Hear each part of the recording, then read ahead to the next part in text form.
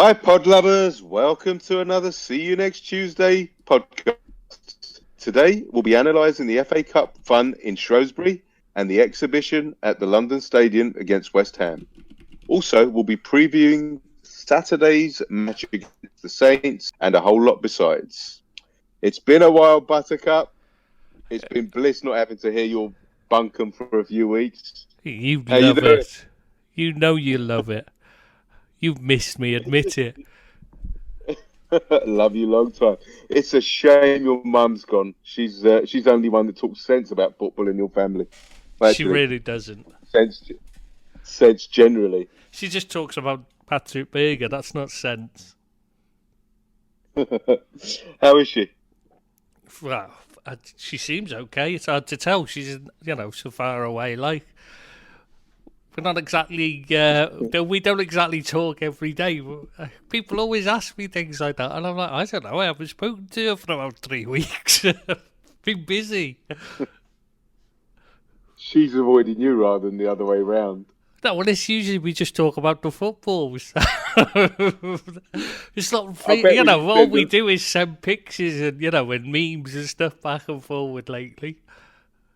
Yeah, I can imagine. You send her a text and, right, it's on WhatsApp and it's on those grey ticks and it hasn't gone blue and you're thinking, why the fuck read my text message? Why did she reply? Oh, nobody ever reads mine. You're the only reason I talk to you is because you're the only person that ever does. Well, my life's sadder than yours. So, that's true. That's the reason why, mate. True. Right, I've met you, so I know that's true. Right, we better get started, mate. Lots to talk about. Let's talk Liverpool. I can't even remember where we left off, to be honest with you, mate. I don't want to take it too far, but go on. I think it was 1957 the last time we did one, wasn't it? I literally can't remember whether it was the Man United or the Wolves game or none of them. I think Man City were just about to lift the trophy the last time we did it. All right, mate. Let's crack on. About Shrewsbury. Let's start with Shrewsbury, Liverpool. I for one loved them, Shrewsbury getting a draw and a replay, but I never thought it'd cause such a palaver, mate. Klopp has gone full on Fergie and thrown his toys out the pram. Let's start with the game and we'll get on to Klopp's meltdown in a 2-0 up after 46 minutes with goals from Jones and an OG. And you would have thought that'd be that, but Shrewsbury had other ideas, clearly. We weren't playing well, though, even then, were we? Let's be honest. No, we were horrendous. Yeah, it was just, they're a League One. League One or League Two, I forget. No, League One, aren't they? They were just... Yeah. I mean, we were the better side, yeah, and we probably deserved it up until we scored the first. I don't know. I don't know. I don't know. That guy Wally had a great chance to equalise at 1-0, and then had a decent chance to make it 2-1. Maybe we. He struggled him, didn't he? Yeah, and then the cum dog came to the selection of the game. Yeah, of all the people to score, it's like, oh no, not him. Listen, Adrian kept us in that game, to be honest with you. He was the only one that had a decent game. He was good, yeah, he was really good. I'm trying to think. He made 2 great saves from Wally and Lang. I was trying to think, did anyone else play well? Fabinho definitely didn't. Oh, he had a stinking game, didn't he? Him and the 2 centre-backs, Matip and Lovren. Oh, they were awful. Oh, my God. Is it me, or is Larucci just another Alberto Moreno? No. Every time I watch him, he's just like Alberto Moreno. Brainless, just runs up and down the left flank with no thought in his head. There's a brain fart in there every single game. I don't think he's the answer. I think as understudy for sure. Maybe he comes good, but maybe Adam Lewis, or maybe we'll just dip into the transfer market in the summer. But for sure, mate, you're right. Matip, Lovren, Fab had absolute stinkers. I know it's understandable coming back from injury, but God, they were awful. Yeah, I mean, it was they looked like they needed games, and that's the worrying thing is they're not going to get them. Well, it doesn't really matter, does it? We're 19 points clear, so Yeah, you that's could true. deputise in the back and still win. Yeah, that's true. With a big lead like that, it really doesn't matter. But it'd still be nice to give them a chance, just in case we need them in the Champions League. Of course, yeah. Shrewsbury, they deserved the replay. And in fact, they should have won it at the end. Right at the death, they had a glorious chance to win it. Oh, yeah, but if you don't score, you don't deserve to go through, do you? At the end of the day. Yeah, nobody remembers last minute chances. All people just remember who went through and who won. So yeah. Yeah, it's more. It's not about the score, whatever. Anything that matters the only thing that matters in the FA Cup, cup matches in general, is getting through. Doesn't matter how you play or any of that really. Yeah, and to be honest, if you ask the Shrewsbury chairman, what would he prefer, knocking Liverpool out in the first game or getting a replay at Anfield and going out? I think he'd take the money, right? Yeah, well, I remember what Shrewsbury was like. We used to live there when we first moved there from Liverpool. Like we moved there, and they actually gave us free tickets, season tickets. We would get, we were forcibly told to go, basically, rather than them. Never had to pay for them. It's just, please come. Right. Let's talk about Klopp's hissy fit. What's your take? Do you know what? I can see both sides of it. I can see what he's saying, and I can understand why he's annoyed. After all, they wouldn't change anything to help us out. And when we wanted to move a game to the break, where so we could go to the Club World Cup, we wanted to move a game to the break then, and we were told it can't be done. So I can see why he's specifically annoyed right now. We were told there's no way on earth that was inviolable. You can't move games to then. And yet now they're putting on one of our games there. Well, why couldn't we have moved a game for the Club World Cup then to help us out? I am in 1,000,000% in agreement. I couldn't be more advocative of him if I tried. The hypocrisy of it all stinks to high heaven. Honestly, mate. The FA in their communication to the league clubs asked them to respect the winter break and not arrange any competitive matches or friendly games, but then expect Liverpool to play the replay. Well, they had been told this. To be fair, this had been told that some clubs might have to move might have to play their games in the winter break. But it was only going to affect half the Premiership because only half of them have to play that week. So, exactly. You can't. It's ridiculous. I mean, they've made a complete and utter arse of it, and it's their own fault. And they shouldn't have done this. Why they couldn't move a game for us in the Club World Cup, but they can stick one in there now and stuff like that. You know what I mean? It just shows the way they act. They're just being arses. There is no. You feel as if there's no thought process or logic behind the whole decision. They initiate the advent of this inaugural winter break, and then you have, and then they muck it up. It's like VAR. There's nothing gone into it to actually think right. They're authoritative. They know what they're doing. It's like they haven't got a clue, have they? Let's be honest. Listen, we bent over backwards for them in that brutal fixture pile-up in December, like you say. And what we got for it? Nothing. Zero gratitude. You'd expect we're owed a favour. Nothing. And then United, when they took... I'm not trying to... United, when they took part in the Club World Cup, got an exemption from the FA Cup. Yeah, with the blessing of the FA. Absolutely. Listen, I'm all for Klopp setting an example. This is about pride and not letting people take advantage and manipulate us. I really do believe that.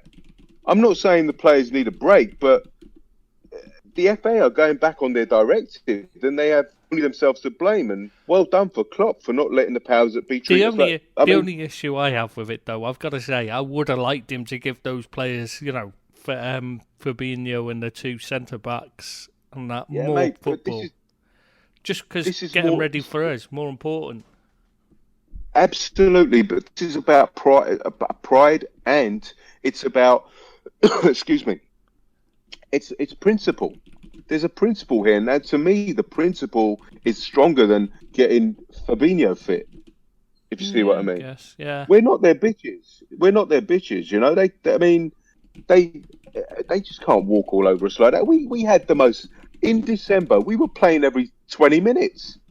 It was disgusting, the fixture pile-up. Yeah, they have to play one game on one day and then another game on the next day in a completely different continent. Exactly. And we've got nothing in return. Nothing.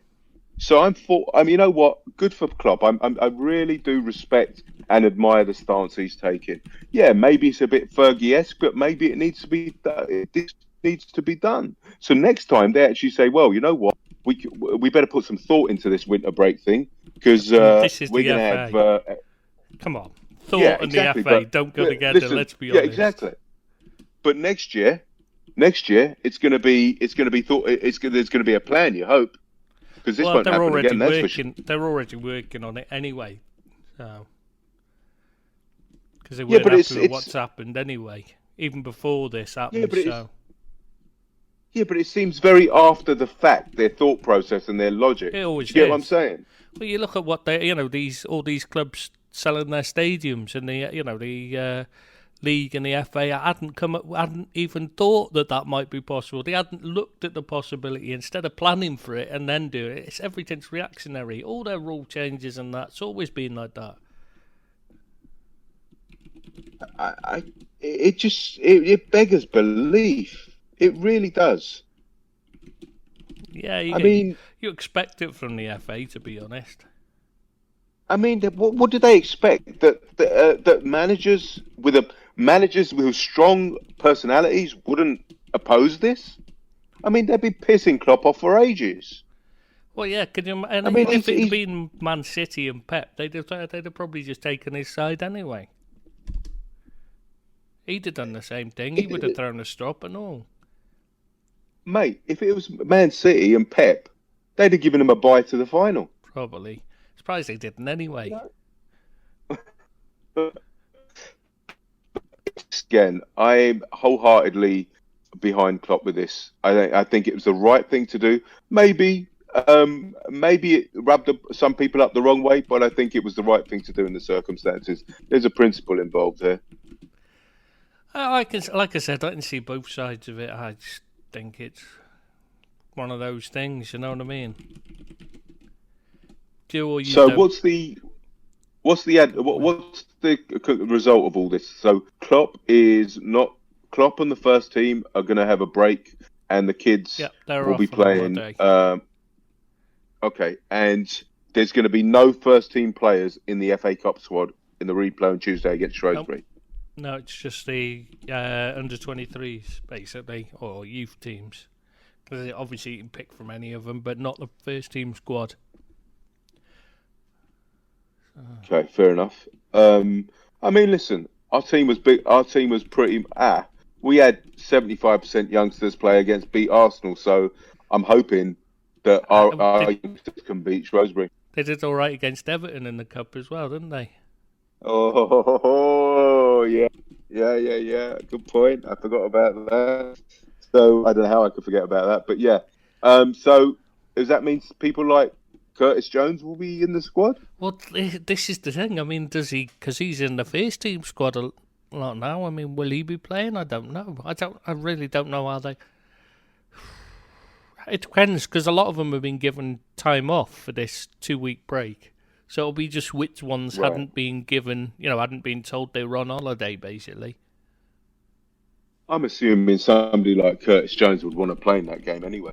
Well, I would think, it'll not be funny, but who wouldn't want to play in that game? I mean, I think all of the players would have been happy to cancel their holidays to play, but, I can see why Klopp's saying, no, we're not going to do that. We're going to stick by what we've said. Yeah. So, what do you think it'll be? Vandenberg and Larouci. Oh, Larouci's injured now, isn't he? I think Adam should Lewis think Adam is, Lewis will get in. He's only been out because of injury anyway, so... Yeah. So you'll be Adam Lewis at the left, Williams on the right, and then Vandenberg and Hoover in the middle. I don't know. I probably... Oh, what about Hoover? Keanu Hoover? That's what I said, Hoover. No, I mean... oh no, forgot. Never mind. I was thinking of the other guy who went back on loan. I've just remembered he went back out on loan again, didn't he? Oh, the guy that came in for Stuttgart. He had one game. Yeah, Phillips. That was him. One game. Phillips. Yeah. So he's gone back. Yeah. He came in for one game against Everton. That's right. Yeah. That's him. I couldn't think of his name. Yeah, completely. Yeah. It's not a bad way to come home, though, is it? Bad thing to come back for, is it? Absolutely. Did you see, talking about players that are going to play in that game, did you see Harvey Elliott's overhead kick from the corner? Under 23 game. That was some finish, that, wasn't it? That was sexy, that was, yeah. So he'll be playing for sure. We'll have Curtis Jones probably in the middle as well, I'm assuming. Who else you think? We'll have that fella from Brentford, Joe Hardy. What about, what's his face? Spanish lad, Chiravella. Yeah, he'll be playing. It's not a bad team. Not a bad team. Yeah. I'm expecting a victory, I think. I don't know. It'll be a tough one because they'll be up for it. Oh, they'll have everyone, and they'll put their full squad in, first team squad in. Yeah, and they'll have all the TV When is that, cameras. Tuesday? The TV. Oh no, because TV's not covering it, are they? BT Sport think BBC have got the Newcastle game, and BT Sport are not covering it. I think they've got another game. Yeah. Oh, it's a bit harsh on poor old Shrewsbury that late, but I could see what I would have thought would be the game to cover, but it isn't he? But then you'll have it in Dubai. Won't you? BN will be covering it, won't they? Yeah, it should be. They cover every game that's got cameras on it. There's got cameras there, they'll be covering it. They'll show it live. Oh. So it won't affect me. I'll still watch it. You're right then. Let's get on to the West Ham Liverpool game on Wednesday evening. Yeah, I can remember that one just about. 2-0 victory at the London Stadium, business as usual. It wasn't exactly a memorable game, though, was it? It was what you call I didn't expect any routine. other result. Listen, I want to say it was routine, but we worked tremendously hard to regain the ball on the occasion. Oh yeah, I don't mean that. I mean they just didn't. It was their fault. It was a typical David Moyes performance. I thought he's already got them playing like he wants them to play. I mean that midfielder they bought Suchak, they've brought in. He was sat watching in the stands. He must have been thinking, Jesus, I'm going to need a neck brace here because just to watch the ball go sailing over my head every time the defenders get it because I'm not going to get a touch, am I? He's probably thinking, has he got a 7-day cooling off period on his contract? I mean, break clause or something. Do you know what I mean? They were just dreadful, West Ham. They just sat back and hoofed it up, and that was it. And they had the Haller, what's he meant to do with that? He's on his own, mate. And he lost, and he's quite prolific in the air. That Haller fella. He only won 2 duels all game against Van Dijk. Well, and they had no answer. I mean, I want to say they triple parked the bus or quadruple parked the bus because we had 70% possession. Could have had more if we sat back and took it easy in the second half. We were just like I saying, it wasn't memorable because we were cruising, and that's their fault, not ours. Absolutely, but I actually think it was a decent performance because it's really, but it's really hard to play against a team that defends so deep, like that, it's hard to pick them apart. I thought it was a decent performance. Yeah, well, we made it look routine, I should have said, really, rather than routine, shouldn't I? Yeah, we've gone back now, and I think I had this conversation with you a time back, but we've gone from that sexy, eye-pleasing football, how we used to play on the, that kind of methodical, kind of boring, maybe. Really get the job, It just reminds me of when I was a kid and we used to play like that. We just dominated teams. Every week, and we never gave them a chance to get on Absolutely. the ball and get at us. So I mean, this guy. can be seen as boring. It can be seen as dominant. I mean, it depends on which side of the fence you're on, doesn't it? Exactly, If you're on the I mean, other team, if you're on a West Ham fan, you're going to be saying, "Oh, it was boring." But if you're a Liverpool fan, it was great, So. Dominating, yeah. But the thing is, I just can't believe how West Ham set up. I mean, they didn't give an inch. I mean, I can understand that, but it was just so boring. It wasn't eye-catching. They didn't come there to win. They didn't even set out to win, did they? At home. I fear for them, to be honest with you. I think they got a chance to go down. Yeah, David Moyes will do what he does always. The same tactics as he employed there. It'll be defend deep and just hope to catch people on the break. And some teams it might, some games it might be enough, but it's not very exciting, is it? And they're gonna get too many draws, and that's gonna be their problem. But they have a lot of injuries as well. That Yamalenko's out. The only one they really miss is Michail Antonio, really. I mean, that Yarmolenko just coasts through games. But I think that there was a rumour going around that Antonio, they saved him. They didn't want to play him for this game because they knew that what the result was going to be, so they want to save him for the other games, or winnable games. Yeah, but I can't see that happening. Can you?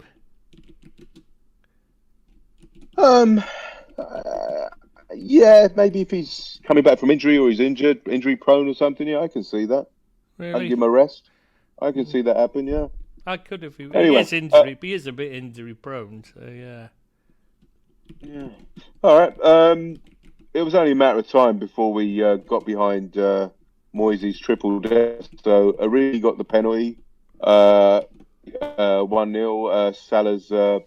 It was definitely a foul. No complaints there. Salah dispatched with aplomb. Yeah, it was a silly tackle. That was, wasn't it? But that's what happens when you get. Twice. Yeah, that's what happens when you get a when you're defending that deep. You run the risk of giving away penalties. This is why teams that attack more tend to win more penalties. Not just it's not because of players diving and all that. Because every team has players that dive these days. In fact, every player seems to dive these days. But it's when they get in the box. If you get in the box more, you win more penalties. Yeah. And you've only got to look at Aston Villa. The reason why then you can tell they're not good enough is because Jack Grealish dives every time he gets on the ball. It's what he does. Gets on the ball, runs until somebody gets within 10 foot of him, and then he throws himself to the floor and wins a penalty. I can't watch them play because he just annoys me that much because he's just constantly throwing himself to the ground and the refs give him a decision. But how many of them have been penalties? Because he's starting too deep. Because they're starting too deep, he's not getting penalty. Yeah. He's getting free kicks, and that's the difference. If it was us, one of our players doing a run like that, they'd be on the edge of the box, and so or in the box. You know what I mean? And that's the difference. Yeah. We have that. We're right in there. And that's why you don't want to play a deep line if you can help it. You want to keep them away from the box, not in it, not allow them to get in it. And the other thing is, you don't want to play a deep line without any decent defenders. They haven't got the ammunition. They haven't got the arsenal to play a deep line. To be fair. Well, yeah, because Creswell's not even a centre back; he's a left back. Not a particularly good left back either. Yeah, I'm not. I don't know why they haven't gone in for a defender this transfer window, or did they? Wow, this is West Ham. They're a shambles. Their recruitment's terrible. That's always been their problem.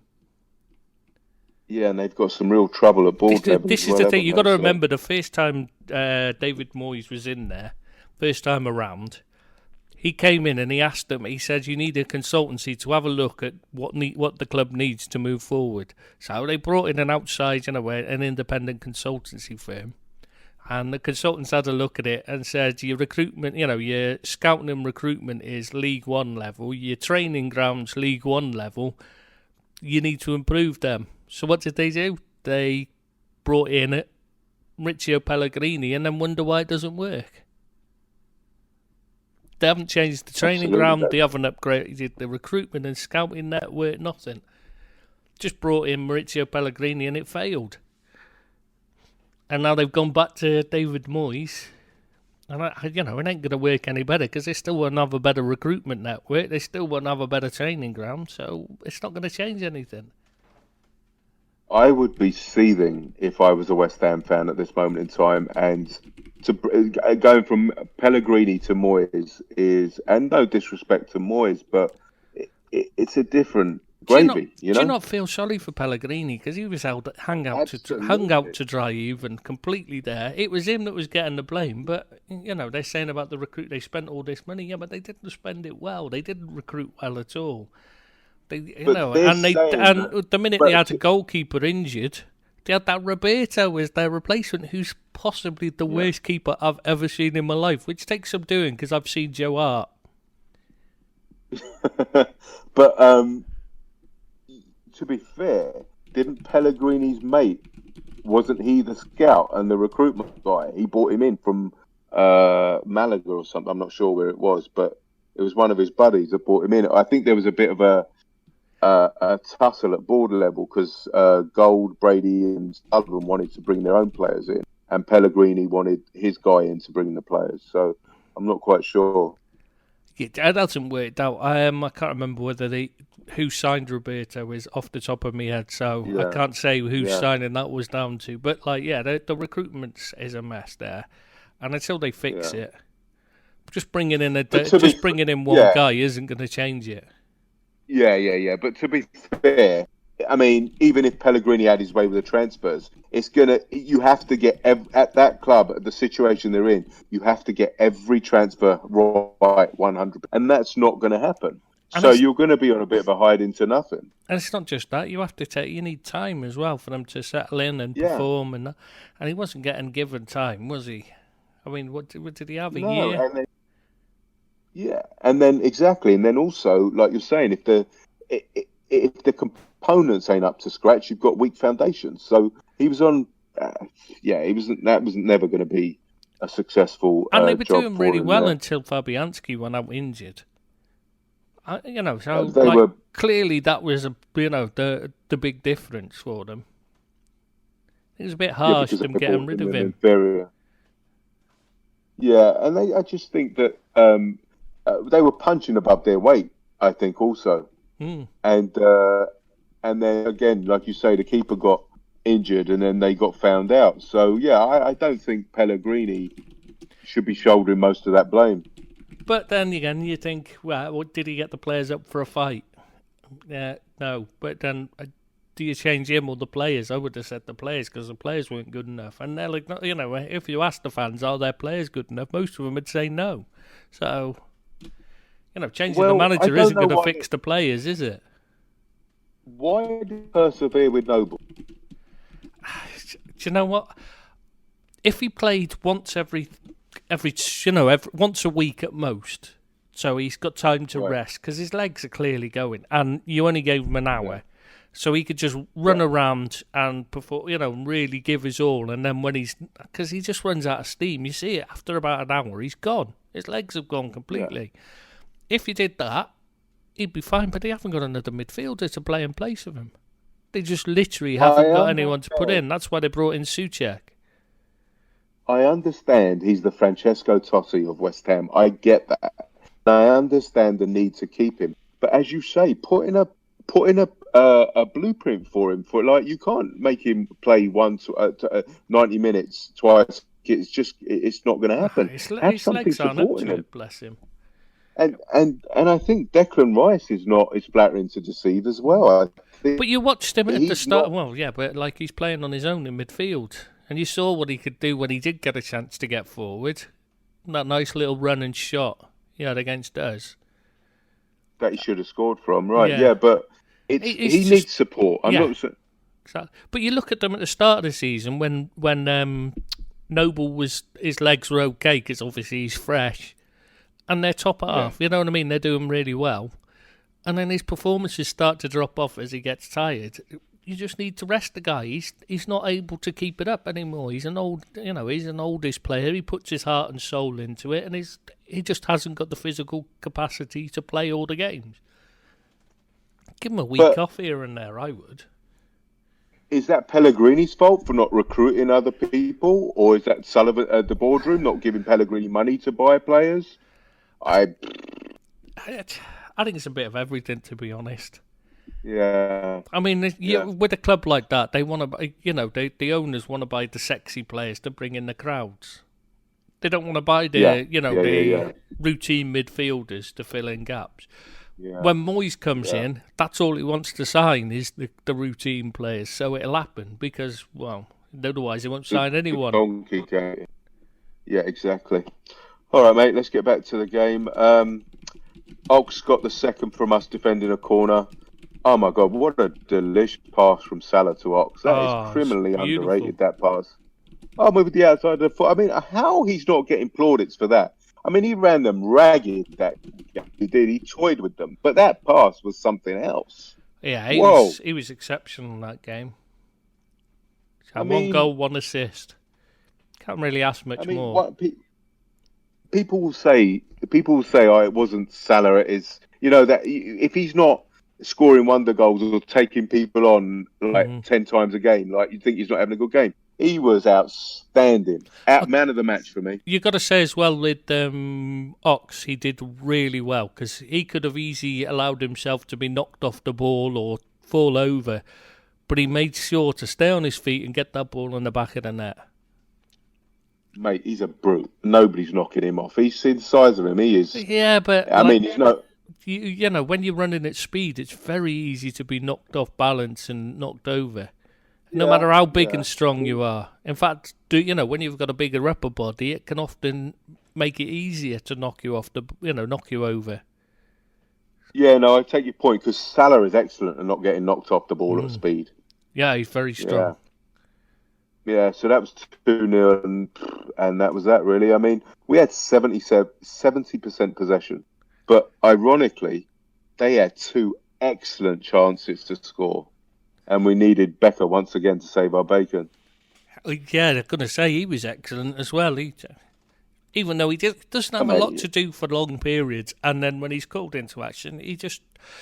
you look at it and you think, was that a difficult save or not? I don't know whether it was, because he's made it look so easy. It's like watching Virgil van Dijk play. He does his defending job so easily. You think, was that really difficult? Or... is he that good? He's making it look easy, or was it just that it was easy?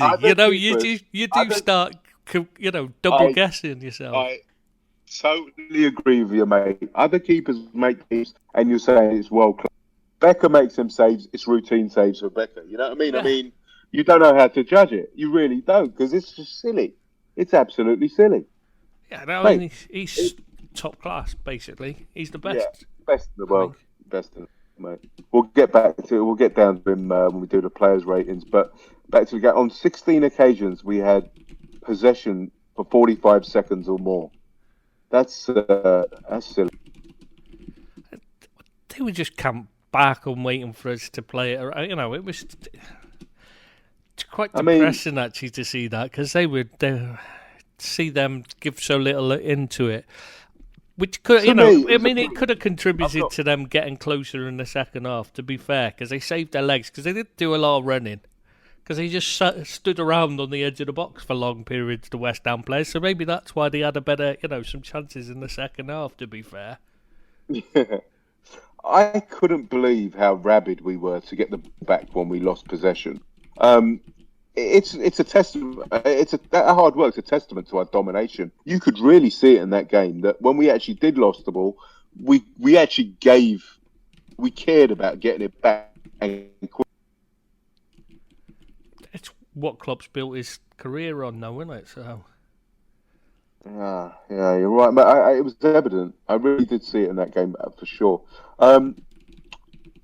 Also, the stats say that this game and the home game against Newcastle was the least time we used long balls. Maybe that's a reflection on how poor West Ham's defenders are heading the ball, or I don't know why. That's a weird stat, to be honest. Well, no, because they're deeper. So what can you can't really go long because Yeah, exactly. you're only 10 yards out of the edge of the box. So your longest pass is only going to be 20 yards. Yeah. Yeah, exactly. 27 of the 49 Liverpool attacks went down the right channel through Salah. That's how a performance he provided. It was excellent, yeah. I mean, you really can't dispute that in that game. He was excellent. He really was. Yeah. On around 73 minutes, I think, right? You know, with Declan Rice. What happened? Was it? No, that's what it was. When Trent passed the ball to Virgil via the post. Oh, geez. Remember that bit? Oh, casually played, or as James Milner put it, casually played it off the post. To Virgil. Hey, man, who knows? He might have done. You know what I mean? Do you know what? He wouldn't put it past him, would you? But right after that, right, straight after they hit the post, we put a passing move together that we passed so many times to each other that if we scored that would have been the goal of the century. I remember Salah putting the header wide. Yes, I know the one you're on about now. I just don't know, but I don't know if you know or if anybody's listening, if they tell us how many passes that was, post on the site, because that would have been an incredible team goal, I'll tell you. I mean, it was as if we had it for about 15 minutes. I think you might be exaggerating just slightly there. It was a long passing move, I tell you. It was a very, very...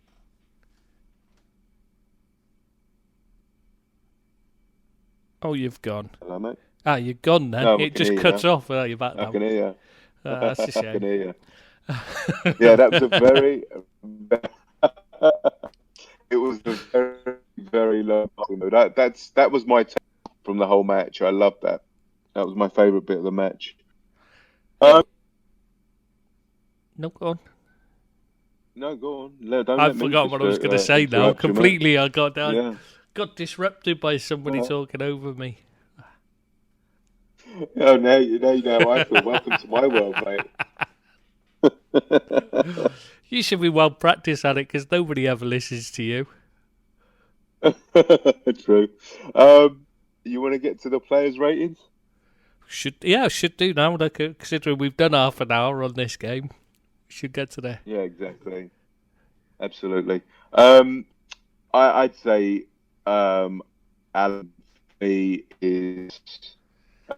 was wonderful again. I mean, he didn't do anything for he was a spectator for most of the match, but geez, when he comes into the fore, he's the best in the world. Made two great cracking saves. I don't know. I get 8.5 for that. I mean, how do you score it? It's impossible to say. Whatever you decide is. I mean, the saves alone, you could have given him anything from a 10 to a 7 because he didn't do anything for such long periods. Like that guy has got it all. My missus only watches the football because of him. She's in love with him, and he's got it all, right? Oh God. He's got it all. I mean, he's got the luckiest man in the world. He plays for Liverpool. He's going to win the Premiership. He's 6'4". He looks like a Greek god. And he doesn't have to talk to you every week. Yeah, I can see how he's lucky. Exactly. And he's getting 200 grand a week, and he's a multi-millionaire. Guy's got it all. And he's the best in Life's his role in the so world as job. well. Exactly. And he's a really nice guy by all accounts. Yeah, he does And his seem it. wife, have you seen his wife? Anna. And he's got 2 lovely kids. His life's so unfair. Anyway, let's crack on. Let's get on to chat before I slit my throat. No, keep going. I knew that was No, coming. come on. A bit more. Don't stop now. Trent, I gave him a 7. He wasn't as good as he usually is, but he didn't need to be, mate. He didn't have any. He didn't have much to do. What about? I thought the bouncing it off the post. I thought that's got to be worth a 5 on its own, surely. Yeah, exactly. World class move that was. How the hell did he hit the post from there? That should have been more than near the corner flag. That's what I mean. I'm starting to wonder if he did actually mean. I can't believe he did. But when you just think, how else did he do that? I mean, it should have been miles away from there. Mate, at least he's only human. He's not superhuman kind of thing. I mean, there's a mistake in him, but even the luck is so great at the moment. Even the mistakes are going unpunished. Yeah, that's true. And, we are getting but then, a lot of luck's going against us as well. We're just good enough to get, to just, it gets forgotten because we win anyway. Mate, let's not complain about 19 points. Well, exactly. That's what I mean. We're just that, when you're good, what you complain about, people see only the luck that goes for you. They stop noticing what goes against you. Absolutely, yeah. We've had earlier on in the season we've had some terrible luck, but listen, like you say, we've been good enough to not let it stop us in its tracks, and we've overcome it. Joe Gomez, oh my, he's getting better and better, isn't he? Oh my God! I mean, there was one move. I mean, when he ran back with the West Ham forward and he outpaced him and just put it out for a throw in. He covered it with that blistering pace. Oh, geez, he's playing. He's back to his best for sure. Yeah, and it's not just the pace he showed; it was the fact that he spotted it in time to get over, rather than having to, like the main problem I'd noticed with him is his lack of awareness. There, he was aware enough to spot the problem developing and be on the move in time to get over. That's a real improvement. Now, here's the question, mate. From all accounts, we're in a top-class defender. I think it's Carlos, the Spanish guy. But if we don't get him, I'm assuming we're going to go for somebody who's going to be a first-team regular. Now, I know Lovren will probably leave, you think? It'll probably be Lovren, yeah. Yeah, I can't see it being Matip. Yeah. Sorry? I can't see it being Matip considering he's just got a new contract. Yeah, and he's happy. He's on plenty of money. I think he's just signed a 5-year deal, so I don't think it'll be him. So Lovren will be gone. And you agree with bringing in a top-class centre-back, even though he may not get many games? Well, if he doesn't play, if you don't bring in a top-class one, he's not going to get any games, is he? So it's a waste of money in total otherwise. The only question is whether one of the younger ones is good enough. I personally don't feel Vandenberg is good enough, anywhere near good enough at the moment. I mean, when I see him play, and again, I don't see him play week in, week out, but when I've seen him play the last in the FA Cup or under 23 games, he seems a bit ponderous and a bit. He doesn't react that well. And it's methodical, and it's not. There's no zip in his game, He looks to me like a player who's just adapting to the game rather than being ready. I hope so. But maybe what he needs is to be put in the Premier League, to get the shock of having to face it, to push him on further. You don't know. personally, I think that'd be counterproductive. I think that'll damage his progression rather than uh, advance it.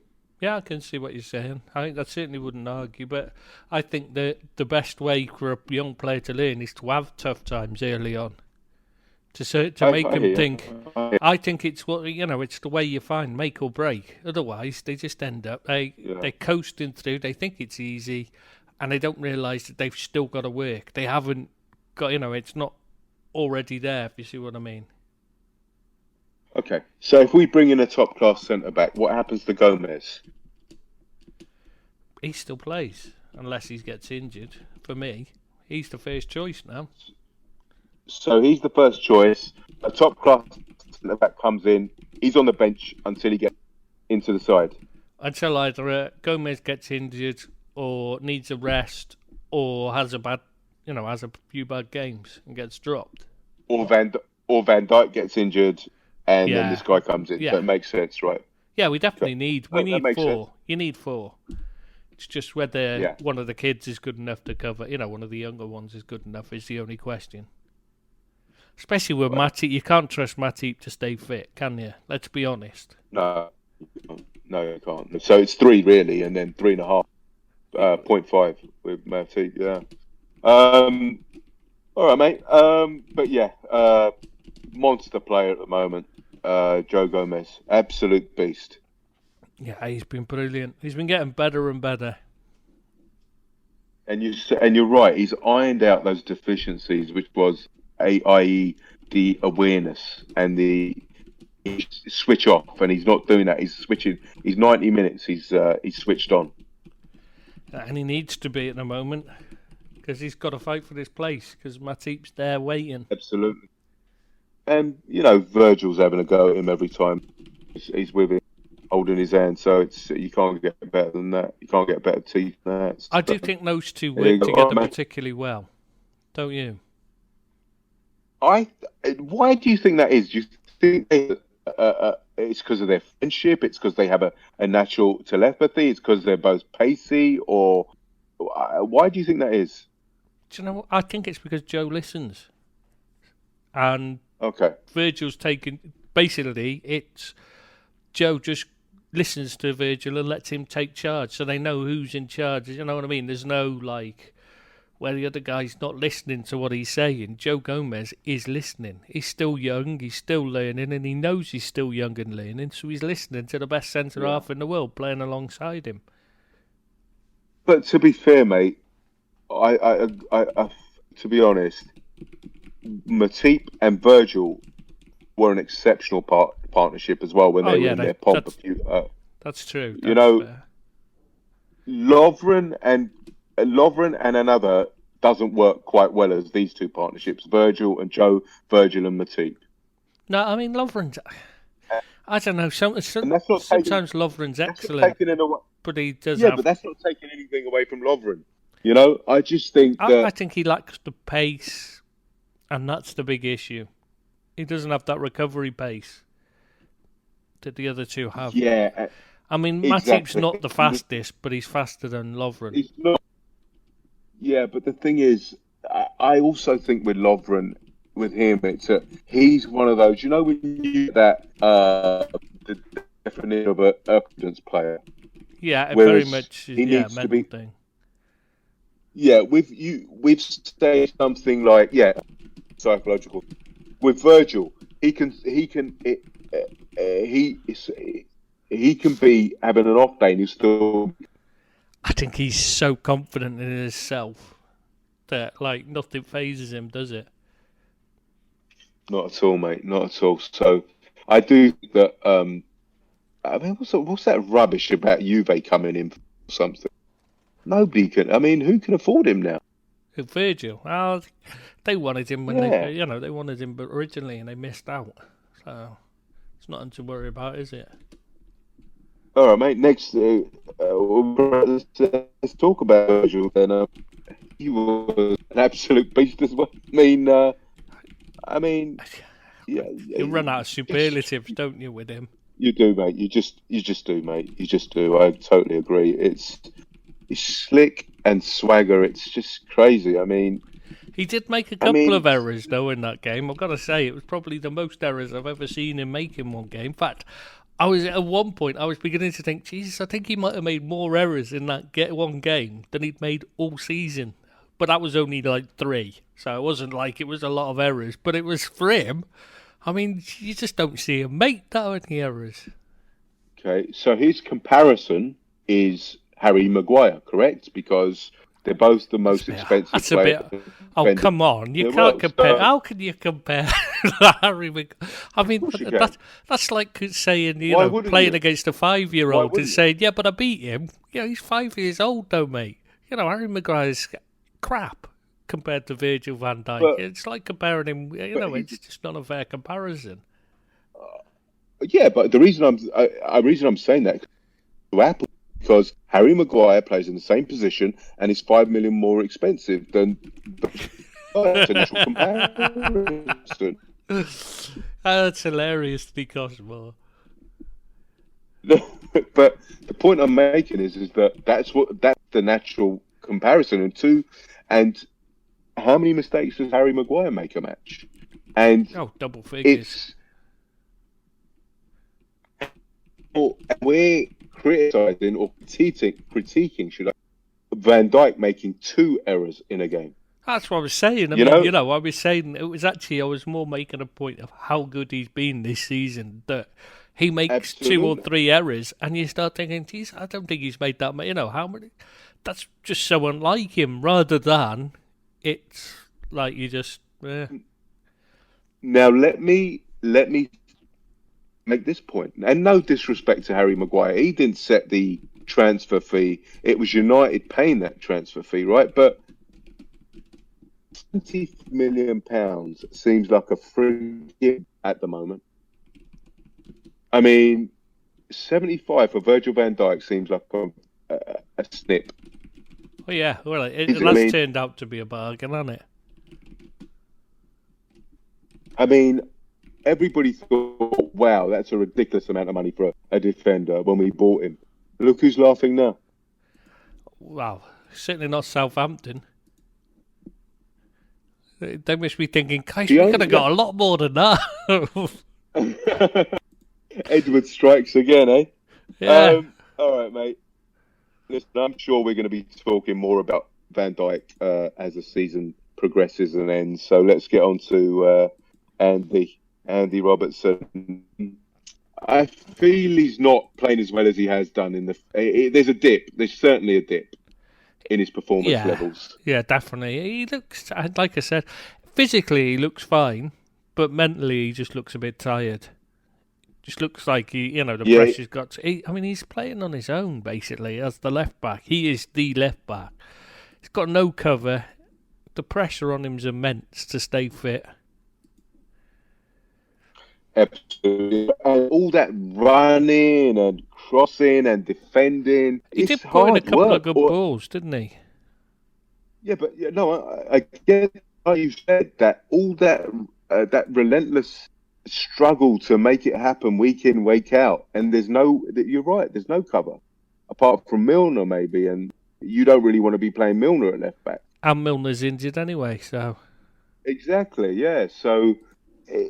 I mean, you've got to salute Andy Robertson really he's taken a position made of its own, and he's putting in so much effort week in, week out, and not just Premier games; it's European games as well. I wouldn't, I wouldn't say he's playing badly either. I'd say he's just not playing to the same standard as he was in the early part of the season. And that's noticeable, but it's understandable at the same time as well.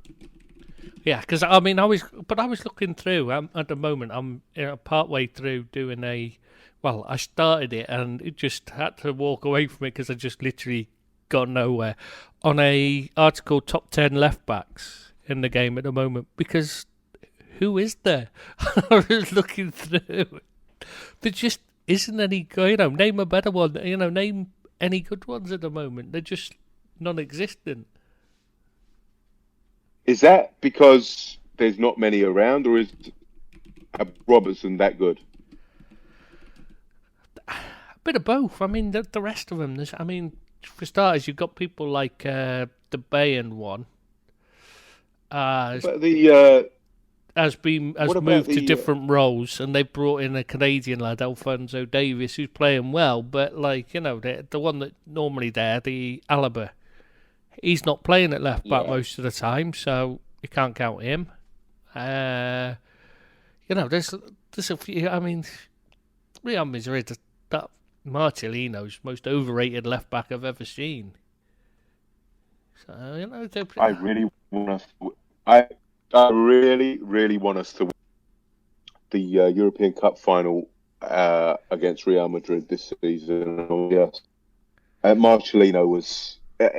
He thought he was man of the match. I mean, last time round, I just don't understand it at all. I really think.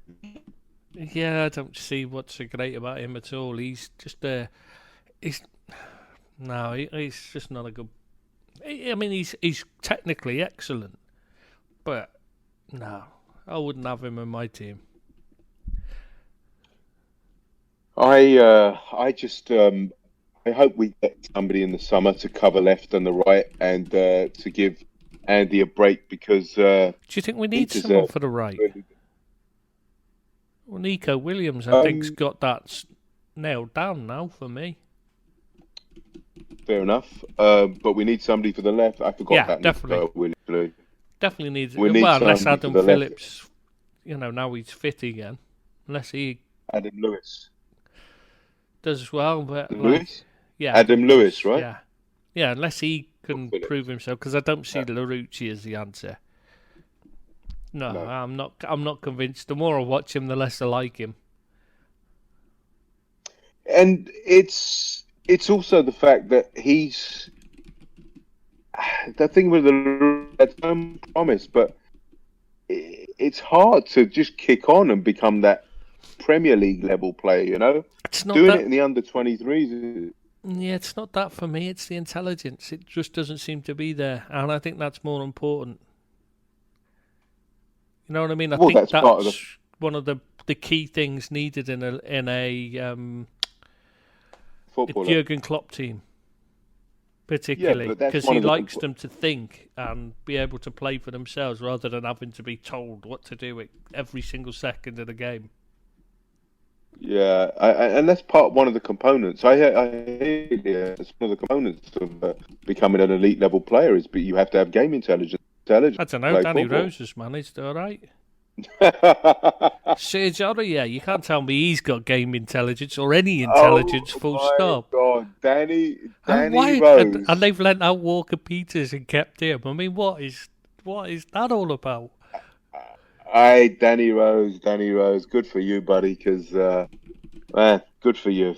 I can't understand that one. They must be.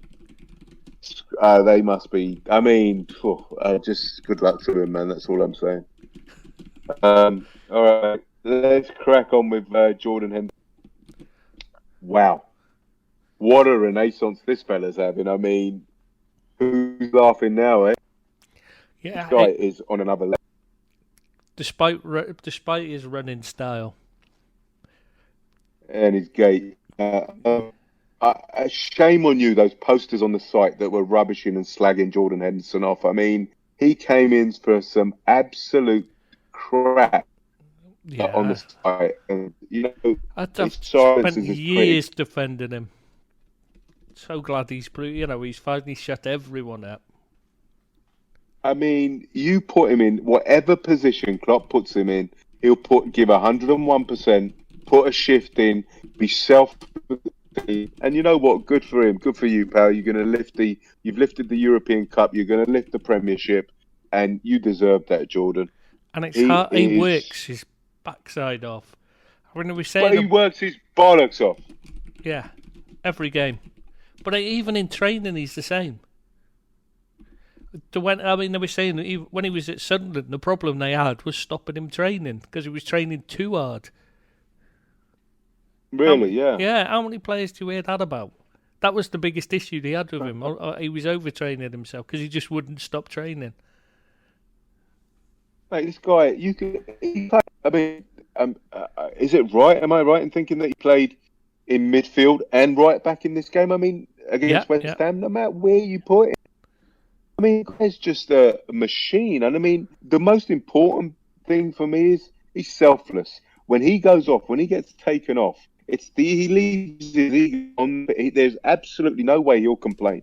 No, you know, you're never going to complain about his effort.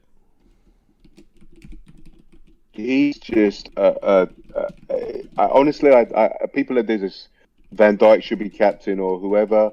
This guy for me, it's just he gets it. He gets little man. Yeah, I wouldn't change.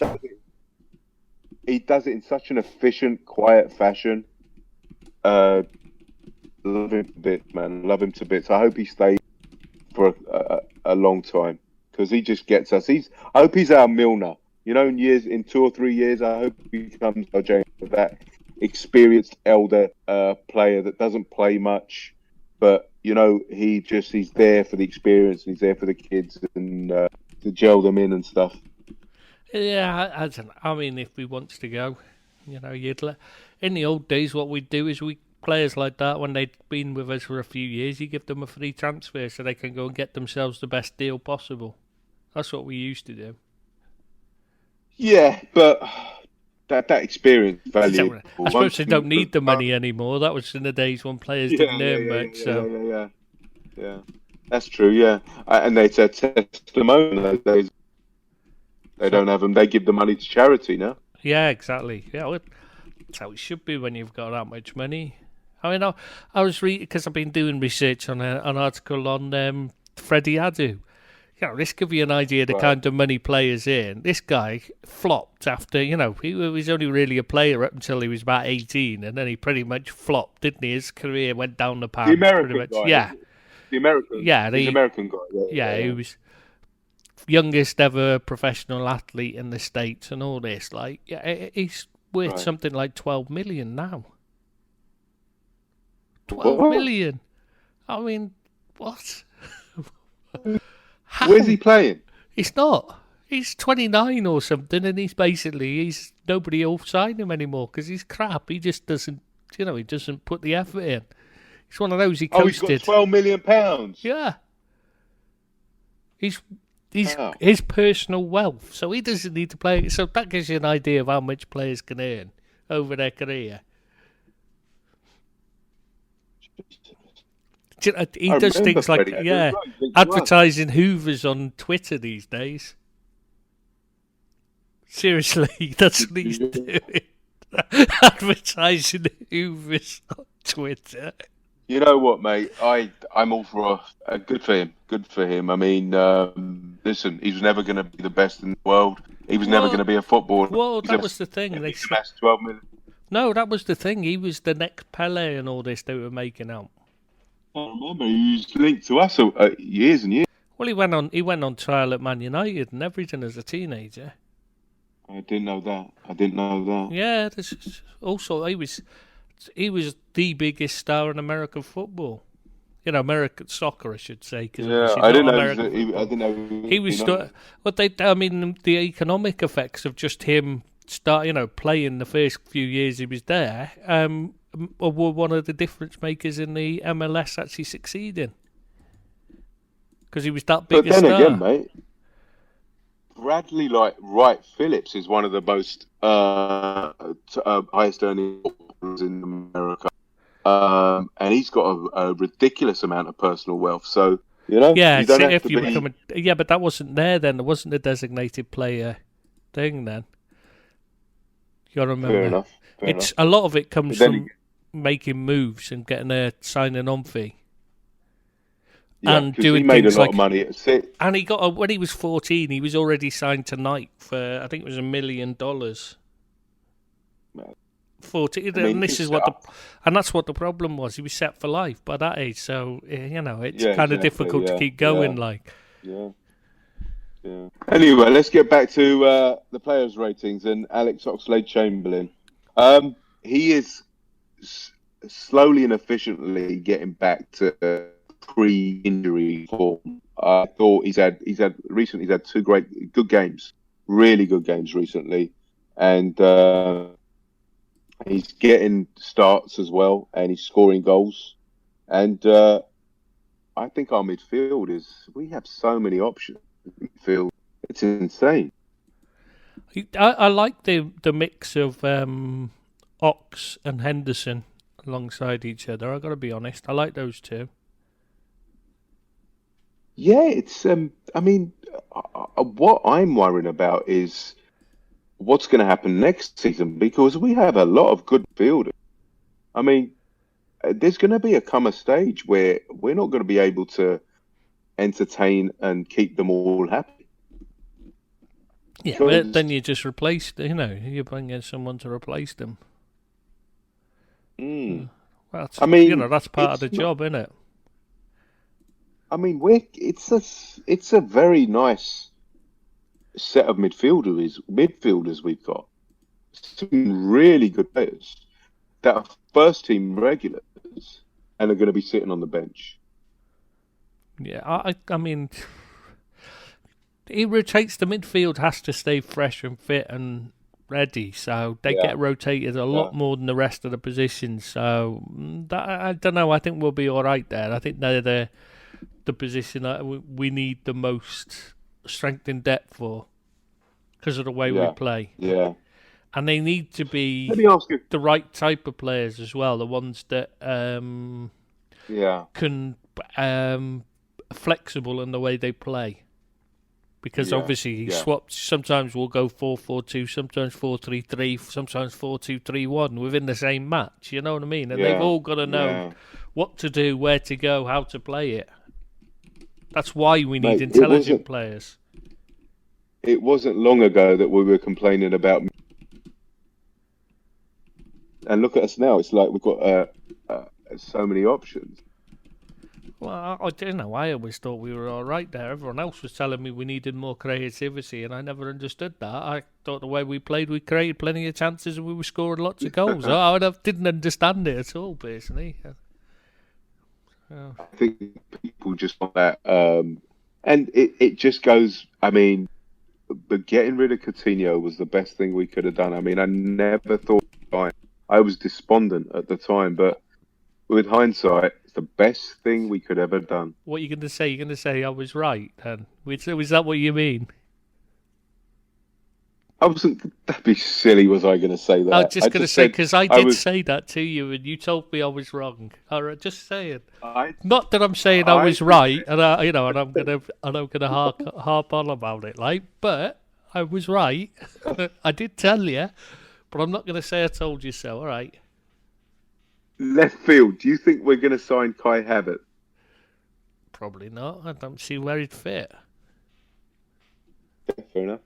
If he did, you'd have to question what's happening with Minamino or one of the forwards. Because you can't see where he'd fit in midfield. There's another player that's just come in. I forgot about Minamino. Our midfield is bristling with talent. I think he'll stay forward, to be honest, Minamino. I think he'll stay as one of the forwards. Fair enough. Talking about our midfield, Gini Wijnaldum. Yeah. He's been absolutely super. I mean, come on. I mean, just give him the contract now. I mean, why wait? It's just, he's in the form of his life. I mean, getting the ball off him is near enough impossible. Yeah, he's been brilliant this season. I mean, with all due respect, he's not physically, he's not an Adama Traore or by the imagination, but getting the ball off him is nigh on impossible. He seems to have the strength without looking like he's got the strength, doesn't he? That's what you think. Just absolutely, he's so deceptive. I mean, it's only 5'7" or 5'8", and he's not the most powerfully built guy in the world, but he just turn you around. I mean, trying to get the ball around him is so hard. Very true.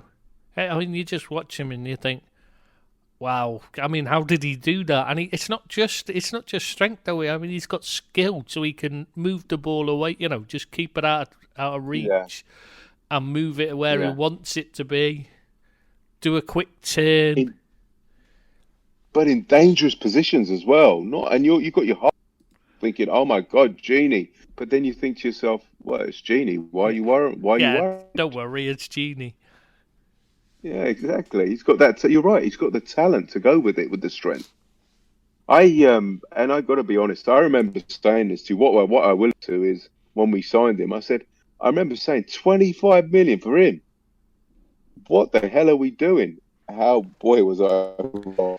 He hadn't impressed though in recent years. I mean, he looked a shadow of the player he had been when he was, when he first emerged. He was quality, really good player, really, one of those that stood out as a youngster, but as an attacking midfielder, winger, you know what I mean? He was moving between those two positions, and he looked special talent. And then he went to Newcastle, and he was like, yeah, the odd game you could see he was brilliant, but then he'd play 10 more, and you'd think, well, where is he? He's absolutely anonymous. I just, man, I really, really think it's imperative we sign him. We give him a new deal because he's deserved it, mate. The last two years, he's been so impressive, supreme player, really is. There won't be a problem with contract, I think. I don't think there'll be a problem. As far as I'm aware, there isn't likely to be one. He wants to stay, and they want him to stay. So can't see any issues happening. Fingers crossed. Touch wood. Anything else I can do for luck? All right, let's move on to Mo Salah, man of the match for me. I think he had he ran them ragged, to be honest with you. He was selfless because I think somebody had a word with him because he was it against Sheffield United? He was selfish or really selfish, really yeah, selfish. but I think once he scores, it gets out of his head. When he's not scoring, it just gets in his head, and he wants to score, and it becomes a focus. Once he's scored again, that's all right now. I can, I get my head up, look for others. So once he put that penalty away, it's fine. He can just play. But it bothers him if he doesn't score, I think. Yeah, because he sees himself as a scorer rather than provider. Yeah, though he's got a lot of assists. He's got more than Mane, hasn't he? I think I read somewhere. Yeah, but against Sheffield, no, mate. I mean, listen, I'm his biggest fan, but it was unforgivable, his behaviour against Sheffield United. Twice he should have put in Minamino and Ox, and they would have scored. It was impossible not to score. Yeah, but that's what's, sometimes I've seen players do that a lot through the years. You see it all the time. It sticks in the head when it's Salah for some reason. I've seen Mane. He hit one into the side netting. Not obviously this. I can't remember which game it was now, but he hit one into the side. Yeah, and he's hit one into the side net, and he should have pulled that back, but nobody's criticising him. Years ago. That was 2 years ago. No, it wasn't. It was like that. So, yeah, it probably was because it was just before we did the last podcast. So.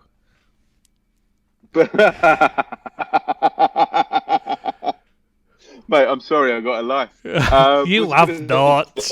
You just don't. You just say, "Oh no, I can't do it," because you're not allowed out to play. That's what it is. Right. You've been grounded. Admit it. Did you answer your missus back? Is that what you did? Were you cheeky? Were you cheeky to your missus? Come on, be honest. I had 2 roast potatoes instead of the one. Oh yeah, greedy get. Yeah, but with Salah, I understand he wants that. I think for me, it's his sheer determination to win the Golden Boot every season. That's what it is, right? And I understand that. And I know it's not for the money because he's got that Golden Boot thing in his contract, probably, I'm assuming. But he wants to take the Golden Boot for the recognition. And I respect and appreciate that. And again, I'm his biggest fan. I love him to bits. I want him to stay forever, but surely there's. Can I just ask you something before you go on? When you say biggest fan, are you measuring round the waist? Because I think you might well, because I think that's a bit unfair. Because nobody else is going to quite compete with you on the gut stakes. You've got that accolade, mate. Well and true. But But his sheer bloody minusless, I love it. I respect it. But against Sheffield United, it was just, it was too much. I mean, all he had to do was pass it to Minamino. Minamino had a tap in. It's the same with Oxlade-Chamberlain. They were exactly the same type of... Yeah, I get that, but like, it's the way he is. And you just get on with it. It's sometimes you'll find that Ox will do the same or Minamino will do the same as well. But when he scored, I've that's never gone. seen He's Minamino fine. beat. Yeah, but what cracks me up, you could he'll be selfish one game, he'll get a rollicking, and the next game he'll start passing again. That never stops cracking me up. But he seems to. I don't think that's what it is. I think it's just because he scores. And that's why the next game he's passing because he scored again. So he doesn't need to hold on to it. I think that's what it is. It's just, because he scores so many. I'm not having that when he's been selfish like he's was in the show, somebody's not had a word with him. I'm not having that. No chance. You can't. You cannot be that selfish. I think you'd be surprised. Strikers are selfish. It's the way they are. I get that, but listen, who am I to critique? I mean, what an exceptional, world-class player that we've got, and we are so lucky to have him for £37 million. Absolute confidence, and what a great humanitarian as well. That's the best thing for me. That's the main thing for me. An absolute gentleman on and off the pitch. So I hope we have him. I mean, there was talk about on the site about him leaving, maybe, or what do you think about that? Well, I mean, his agent wants him to be the big poster boy at Real Madrid. But I don't know whether that's his desire or just the agent, because the agent constantly tries to shop him around. If you speak to Egyptians, they all hate his agent with a passion, detest him. They all think he's the problem. But I don't know. It is that his buffer. He uses his agent. He wants to be a poster boy, definitely. He wants to be. He takes professional photographers with him on holiday, stuff like that. So, but is it just pure PR to get so when he retires he's got a career set up, bit like Beckham did, or whatever? Do you know what? To be honest, I've got to be honest, as long as he plays well, I don't care. And he's playing brilliantly. So, as long as he's playing well for us, what does it matter? It's a bit like Beckham. It didn't matter what he does off the pitch. When he performs like he did as long as he puts in the effort on the pitch, you can't complain, can you? I see both angles. Angle, why can't he be the poster boy for Liverpool, which he is, right? Yeah, I would say that as well. And angle B, listen, I can't appreciate, but I can understand if players don't see Liverpool as the pinnacle of club football, right? Because I've got my red tinted spectacles on, and I see Liverpool is the be all and end all. But I can see that if Salah wants to be at Real Madrid with the glitz and the glamour and the prestige, I get that. But I don't. No.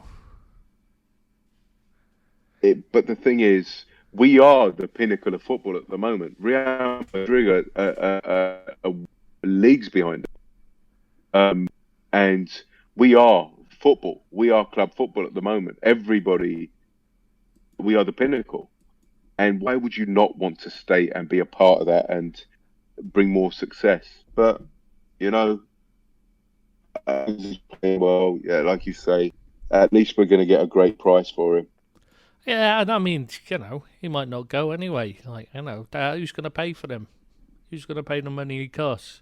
Who could afford him? Not many. He is 28 now. Exactly. What's he got? 2 seasons?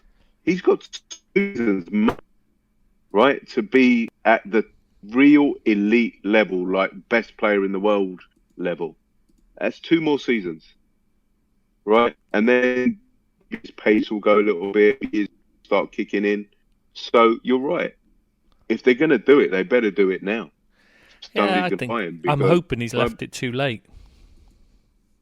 I hope so too, mate. I really do. I really do, because I just think that Harvey isn't ready, and he won't be ready for a couple of years at least. I don't think. And if he's, I don't even know that he's going to take over the staff. To be honest, anything can happen. I hope he does. I really do, because I think he's got a wonderful career ahead of him. But you never know, you know. But at the moment, I think we should stick with what we've got. Yeah, you wouldn't want to change it. It works. Absolutely, and I hope it works for him. And he was, for my man of the match, and that pass that we talked about earlier was sublime. Yeah, wonderful Divvy, play. mate. Divvy is he just, you gotta love him, right? Even if he plays well or doesn't play well, you gotta love the guy. I do love him because, like, you can't forget what he's done for us, but he didn't play particularly well, did he? But he's quietly, I don't know, say effective, but he causes problems, and he has shots, and he's got skills. You know, he bustles hard. You know what? I'm so glad that he's in the squad. I really do. I love Divvy to bits, and there's not many better out there as substitutes anyway. So Yeah, he's an excellent option to come off as a fourth choice forward. yeah. So I mean, name a better one. listen, I'm team Divvy. Sure, Yeah, he'd probably get him most first. Day. He'd been first choice for most teams. Yeah, and I can see that. I mean, listen, he'd get into United's team now. Yeah, well, yeah, he'd walk in even when Marshall's fit. He'd walk in ahead of him. Exactly, he's that good. But people see Divvy as like some comical joke type player, but he's not. He's actually he's a very good player, and like you say, he'd walk into most teams. Yeah, he works hard. He scores goals, and he scores important goals as well. I mean, that takes some doing. Exactly, and he's got the work rate, the personality. He assimilates well within the team and the club. And he's big and strong and quick as well. Physically, he's a brute. So. Absolutely, mate. Love Divvy. All right, mate. Bobby Dazzler. He was superb, I thought. Needed to play together again. A couple of passes gave away, but goes and, chases back and puts them under pressure to win it back again. How hard does this guy work? How selflessly does this guy work? He's really is turning into a vital cog in the team, though, isn't he? I'm not sure we can do without that spine. Becca, Van Dijk, and Bobby. I'm not sure there's not a better spine in world football, and I'm not sure we can do without that spine either. In fact, I know we can't do without that spine. These three players are imperative who and what we are. I think personally, we can afford to lose anybody else apart from these three players. I don't know. I think yeah, I mean, I can't see anybody who can replace him, so I'd see your point.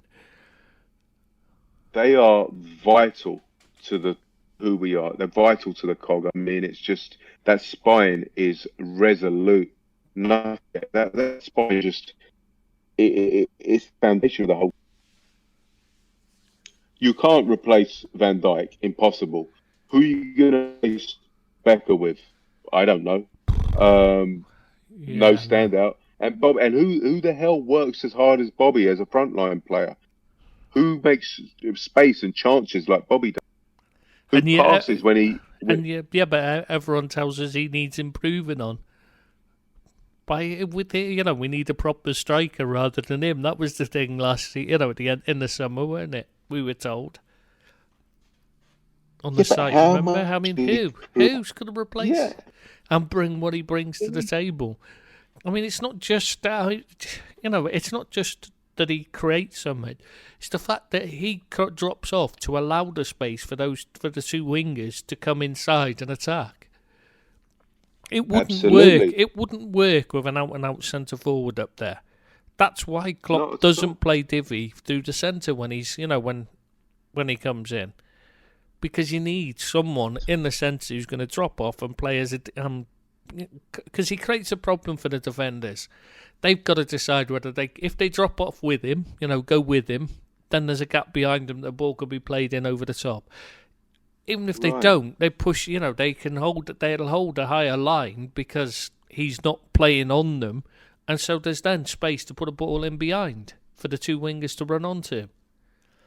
Especially a diagonal ball means diagonal ball as well Absolutely. Yeah. makes it Yeah. it more difficult for the goalkeeper Difficult. to come to. Yeah. Whereas if you're putting it straight over the Exactly. top, like you would if it was say Vardy Yeah. up front, you're putting it straight over the top. It's easy It's to defend, almost there's a 90% chance it just ends up running out to the keeper. Yeah. Exactly. It's a much more difficult ball than the diagonal one towards a winger cutting in. He draws defenders and he makes space in behind those defenders. Yes. He is such an intelligent player. And the other thing is, listen, when Mane and Salah are greedy or whatever, they don't part. He never ever complains. Have you ever seen Bobby complain about not getting a pass when he's in a better position? He's absolutely self. And I understand Mane and Salah being more greedy because they're goal scorers. That's what they are. I get that. But Bobby never complains. He's a forward, but never ever complains about not getting past when he's in a better position. You're not going to get that anywhere. Very rarely. And it's weird keeping for the goal celebrations.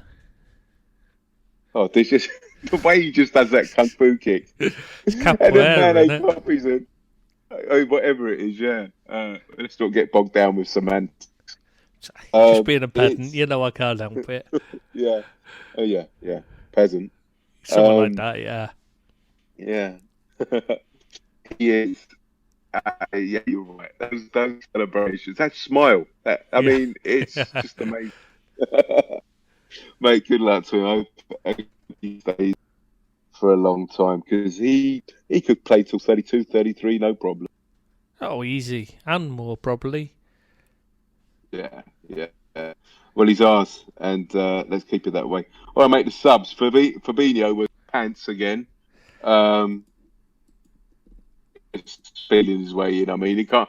He's playing as bad as he's played worse than he did when he first came here. Yeah, but he's been injured and he's struggling to get back up to speed. Some players do, some players don't. I'm not too worried about his form yet. Mate, but we know he's well. It doesn't really matter. He's especially in the league. When he starts, when he's back in and he's starting in he'll be fine. I'm sure of it. Oh, I'm not worried about him at all. I've seen how devastating he can be. So he's just feeling his way back in. But you got to call it how it is. He's not. He hasn't impressed in the last two outings. So hopefully that's going to change soon. Naby, he's again feeling his way back in. Let's hope he can just get those niggling injuries He just needs to stay out of the way fit. and have. Yeah, there's such a player in there, man. There's such a player. I like him a lot, and I just hope he can stay injury free. I have to say though, if it was me, I just can't see how a player that's had that many injuries, niggling injuries over this period of time, can ever be expected to stay fully fit. Once you start picking them up, they just don't stop. You know what I mean? They just get worse because injuries cause scar tissue, which causes more problems in the future. So I can't see that there's any point. I have to say, as much as I think there's a world-class player in there, I'd say I don't think we should keep him. You know what, Tristan? The irony is, in Germany, it was hardly ever. It's a joke that his injury record. He was never German. Yeah, I don't know what's happened, what's caused it, or whatever. But once you start getting them, it tends to just be, they just get worse. It's all the curry sauce and chips he's eating in Liverpool. Gravy and chips, mate. Gravy and chips. Gravy and chips, yeah. That's the problem. He's found And the gravy and chips. Nectar of the gods. chips, yeah. Nectar of the gods, mate. And that scouse. What is it? Is it scouse that you guys eat? Scouse, yeah, scouse. Yeah. It's lamb What stew. is that? Is that some? Lamb stew. Oh, all right. Have you never tried scouse? I've had lamb stew. I've never had scouse. Is it different, or is it the same thing? You just call it scouse? It's scouse is a lamb stew, but it's not the same as lamb stew. It's scouse. It's a version. Oh, mate, you've got to have. How have you not had that when you've been in Liverpool? How have you not had scouse? You got to go out. Go and have it. Mate, your mum will make it for me. Oh, oops, sorry. It's all right. My dad won't give a shit. My dad would be happy if you kept her quiet, kept her out the way for a while. He'd get some peace and quiet. How is she? She going to be? You said she's going to be doing more pods with us, right? Well, she's definitely going to be doing more. We've got the ones we're recording. I don't know if she's going to do more of these ones. Hope so. It's timing, isn't it? Finding a time to suit, that suits her and hers. It's awkward. I hope so, mate. She's a superstar. That's the last time we did one, actually. The one with the three of us together. God, that was a long time ago, then. Really?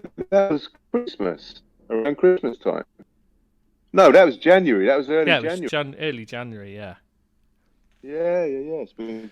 My little cousin wants to do some with a similar sort of thing, but Evertonian ones, because he's got some good stories. He's a funny lad. Oh, no, he's a lovely lad. To be fair, for an Evertonian, he's a nice lad. But I was thinking, putting him and Ed001 together.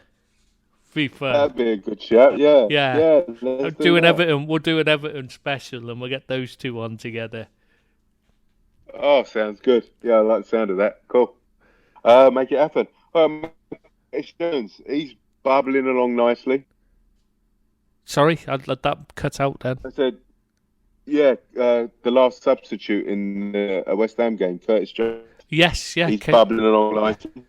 Yeah, he looks better when he's playing in as part of the first team rather than playing as a kids team, I think. He's playing with better players and he's bringing out his talent. I think he just... I'm worried because when he dropped back down to the under-23s, he scored another goal similar to the one against Everton, like straight after that. But in the games after that, he looked a bit off the pace a bit, you know what I mean? Wasn't at his best. It looked like it might have gone to his head a bit. So that might be a worry. Something to watch out for.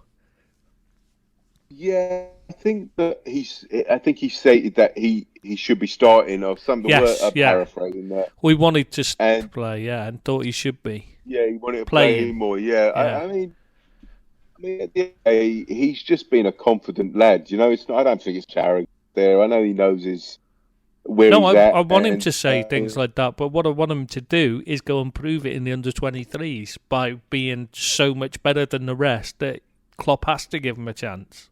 That's what he needs to do. I don't think he's at that level, mate, to be honest with you. I don't think he's at the level where he should start in games in our midfield. I mean, FA Cup, League Cups for sure, but I don't think he's at the level where he can he'll do a competent job in a Premiership game. Maybe that comes next season or the season after. I just don't see it yet. Yeah, it's plenty of time for him. Yeah, the talent we have in midfield. I wouldn't put him in front of Milner. Maybe with 20 minutes to go, when we're leading 2-3, I'd bring him on. Yeah, in a game like this, you can afford to bring him on. Yeah, exactly. I mean, I think Klopp will give him a full game at Premiership level. Yeah. He's getting there. You know what I mean? And he needs to be.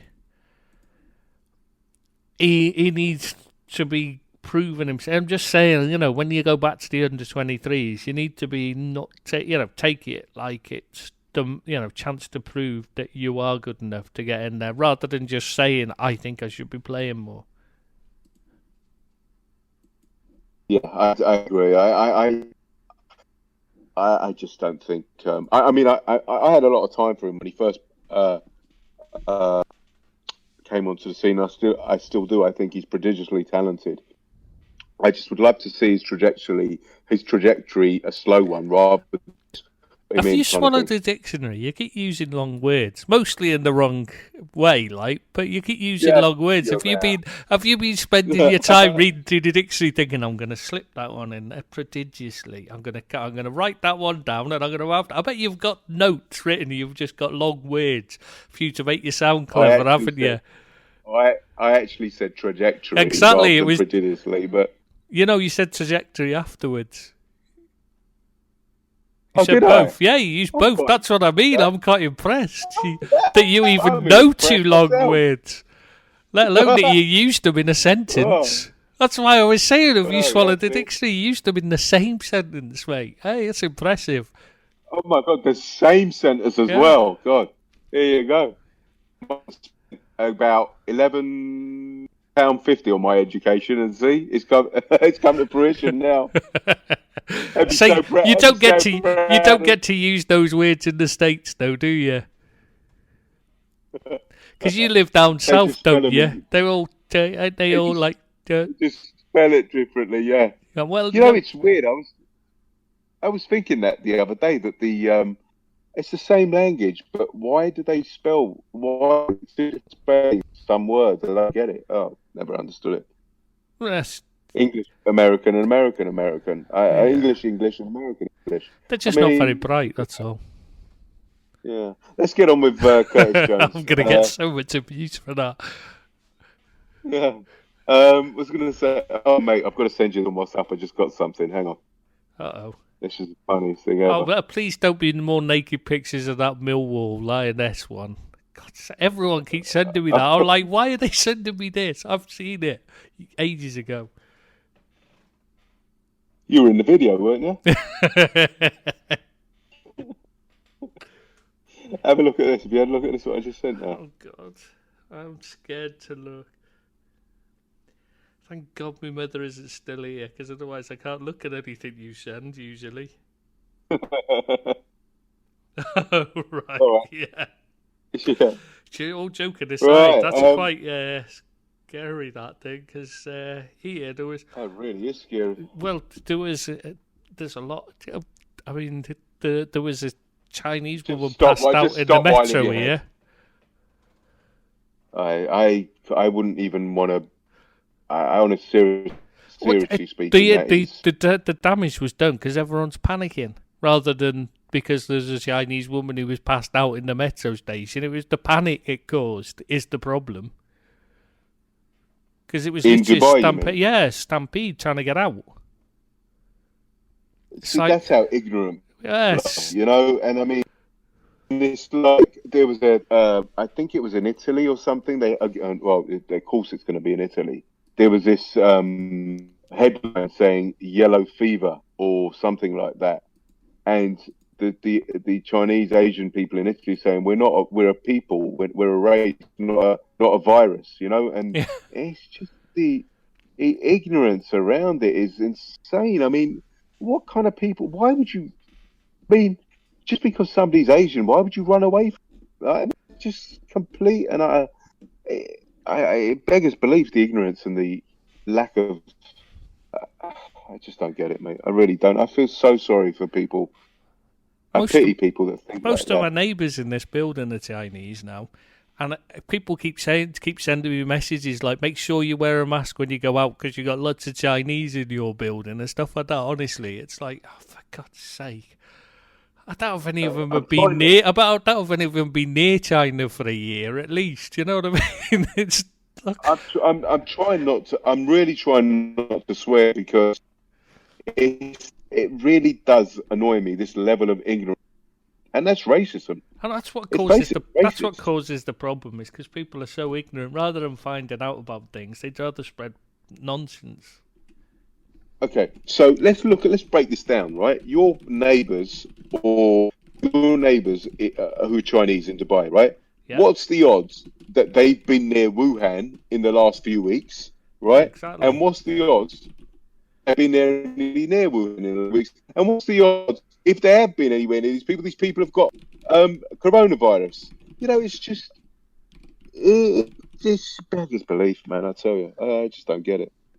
Well, yeah, it just makes me laugh. But saying that, if I were your neighbours, I'd be keeping well away So from now I've you got anyway. a bit of a cough, you know. I just don't want to say it. Sorry, yeah. Exactly. Yeah. You can't get it. You can't. You Computer can't get the virus. I've this, been talking. That's talking. You know, that's talking to you. I think. You can't get it through Discord. Computer viruses are real. They exist, don't they? So who knows? I've seen the Matrix. You know, you never know what comes through. That's like me saying, right, that your neighbours are Chinese and you spoke it. We're on Discord over the podcast, and I can get it. You know, Yeah, is that well, absurd? yeah, I think you can.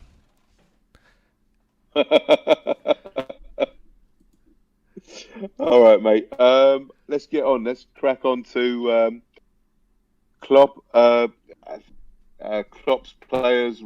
His rate. I haven't even done anything, to be honest with you. I just it's same old for Klopp, innit?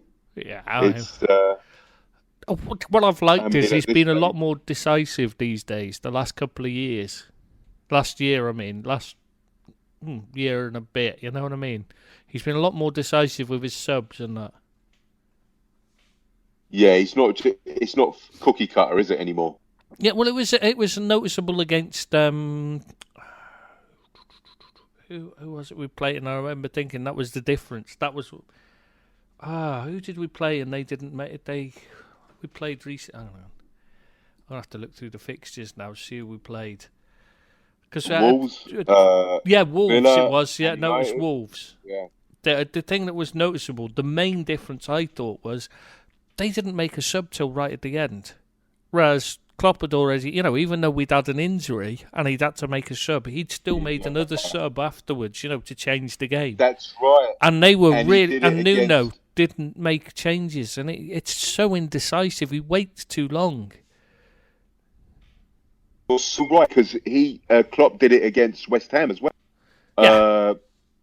Yeah, you're making earlier subs, and you're right. He's decisive. And they're actually having an effect. You know what I mean? He's changing things. He's making it. He's doing it. It's not just a like for like swap. You know, when things. It's not a reaction. Yeah, it's.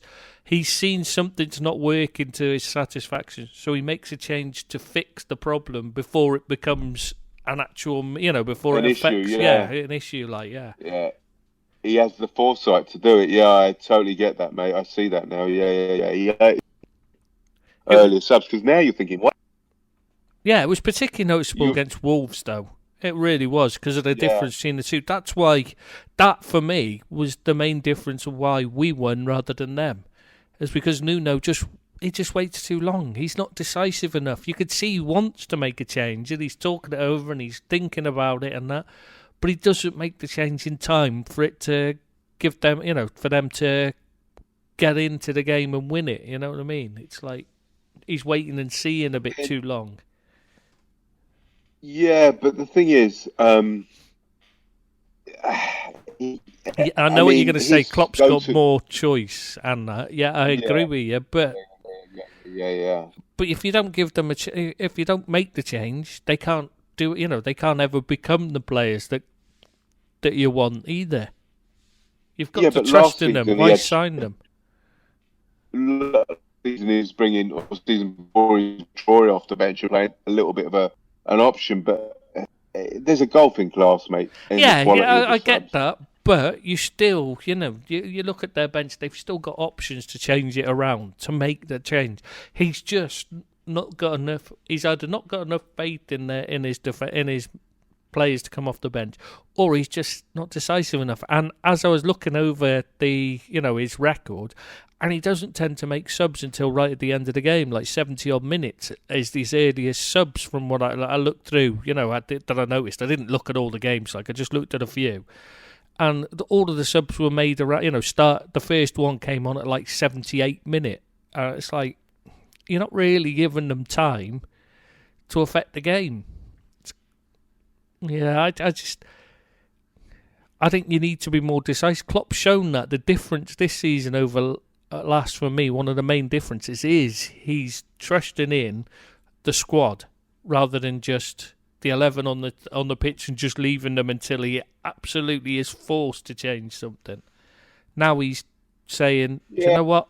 He's going to be proactive. I can see a problem's coming. I'm going to make a change.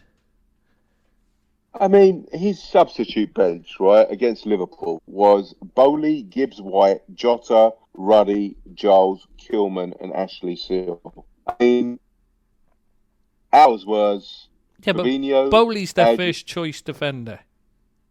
They've got two midfielders in defence alongside Cody. They got either side of him's got two midfielders. He could have easily said, right, this isn't going. If we want to win this, bring on Bowley, move one of the midfielders forward, or swap. But move one of those midfielders forward and play from there. Take it from there. Things like that. It's like he bought on Jota and Gibbs-White, and that Gibbs-White's a player for. I would have him in this. I would have him at Liverpool all day long. I wouldn't. Become a fabulous player. Yeah, I think he's good. I think he's really good, and I think he's got a really high ceiling as well. I think he's going to come good, but I'm not. I think he could, but I don't think he will because he's not going to get the game time. Oh, okay, all right. I think that's like I said. Nuno won't make the changes early enough, and he won't play him often enough. They'll bring in better players, and he'll end up going out. He'll go either on loan or sold. I think myself. Right. I think Jimenez will go though. I think Jimenez will go before Ray. Isn't he 29 now? He's 29, and he said he wants to. He is Champions League standard. He is top 4. He's a sensational football player. I mean, I'd have him instead. If Bobby left, I'd have Jimenez all day long. I mean, he's not Bobby, but he's not very close, but he's that ilk anyway. He's probably the closest other than the closest to Bobby in terms of work rate. Anyway, I'm not sure he's. Sure, yeah. He's not really the same type. He doesn't drop off the play. He tends to drift out wide rather than drop off though. So I'm not entirely convinced he'd replace Bobby well for us. But I can see why people compare them because they've got a similar work rate but he's more of he leads the line rather than. I think that Nuno will have a job in his hands because in a year or so, because I think the team that he has now won't be the team that will be then, because I think a few of them will leave and seek pastures new and a bit of a stepping stone situation going on. I don't think Jimenez will stay. I think Jimenez are gone in the summer. Traore maybe will stay one more season. Moutinho, he's on his. He's getting on, isn't he? So. Yeah, exactly. Yeah, and I think that team will be together for that long, to be honest with you, and that's a compliment to them because they're a good side. Whereas I think they'll be all right because they'll bring in replace. They'll look to improve. They're building something. Improve the squad, yeah. No, I hear that. I hear that. All right, mate. 19. That's the players' ratings done. 19 points clear for me. I think it's done and dusted now. I know you won't admit that. Yeah, I know. We're not going to lose 7 games. We're just not. So I'm not going to say it. I can't bring myself to say it. No. All right.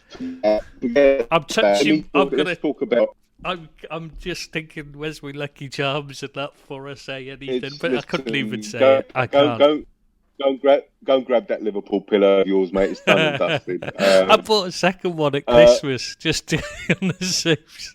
Just to make sure, yeah.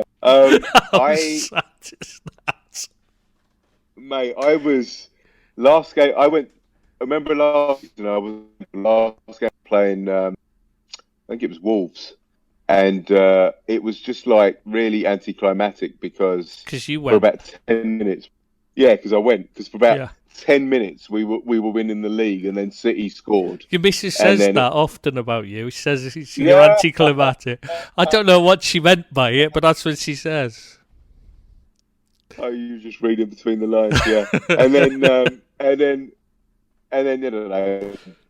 was game over, and that was a waste of your money. But anyway, It's all right. It wasn't my money, so I don't mind.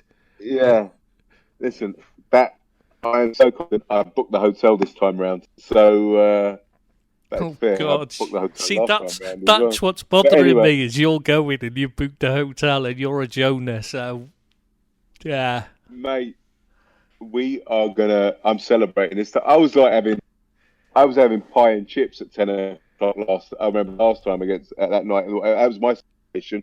Anyway, make sure you quick get question. scoused I know, this time. Yeah, don't worry, your mummy will be so I'll probably get it. So, this is a quick question. I know we discussed it a little bit earlier. If we do win when do you think You're going to ask when the there'll trophy presented, aren't you? the trophy present? No. When the parade will be? Oh, the parade. Oh, it'll probably be. Oh, because we're playing Newcastle away, so it'll be the next day, won't it? Yeah.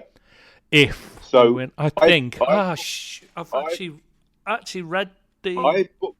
they've arranged. You know, they've already got it booked anyway because they always do. The clubs like it's not a unusual thing. And there was a Right, date. it's not. Ooh, So was it the day after or the day? Yeah, I don't know. I think it was the day after. They fly straight back from after they fly back that night, and the parade's the following day. I think, if I remember rightly. so that's the 17th of May, right? That's a Sunday because every game's been played on a Sunday that day. Clearly, because obviously it's the last game of the season. They all get uniforms, so the parade will be on the Monday. Yeah, that's what if I remember rightly, because they couldn't do it on the Sunday because they're in Newcastle. That's what I was. Because I remember reading something. Somebody said, "How come they're not doing it on the Sunday of the game?" Like, and because it's away. It's an away game. Yeah, exactly. Yeah. Cool. And it'd be too late by the time they get back. Yeah, I'll be there, booked and ready. Oh, Good man. Oh God. All right, mate. Oh, There's God. absolutely no way. I'll just. You're a Jody. You could break anything. Just. You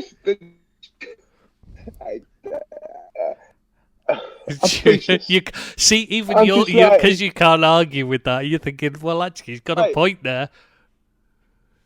I don't. I'm incredulous at the fact how you think we have. We've dropped 2 points all season. I know, and I know, and it's just like you just think even the biggest Jonah in the world couldn't break this. But then I remember what you're like. Tristan, we've won the Premiership this season. God. Accept it and celebrate it, mate. All right. I'll celebrate the day when we've mathematically ensured it. Then and only then will I celebrate, because I know what the FA's like, and they'll find a reason to dock points or something. Probably give them to Tottenham as well, being the FA. All right, mate. Let's move on, and I want to talk about this notion that this disrespectful notion that they think that this Premiership is an easy Premiership this season. That one does my head in. Leicester have more points than the season they won the league. Just let that sink in a bit.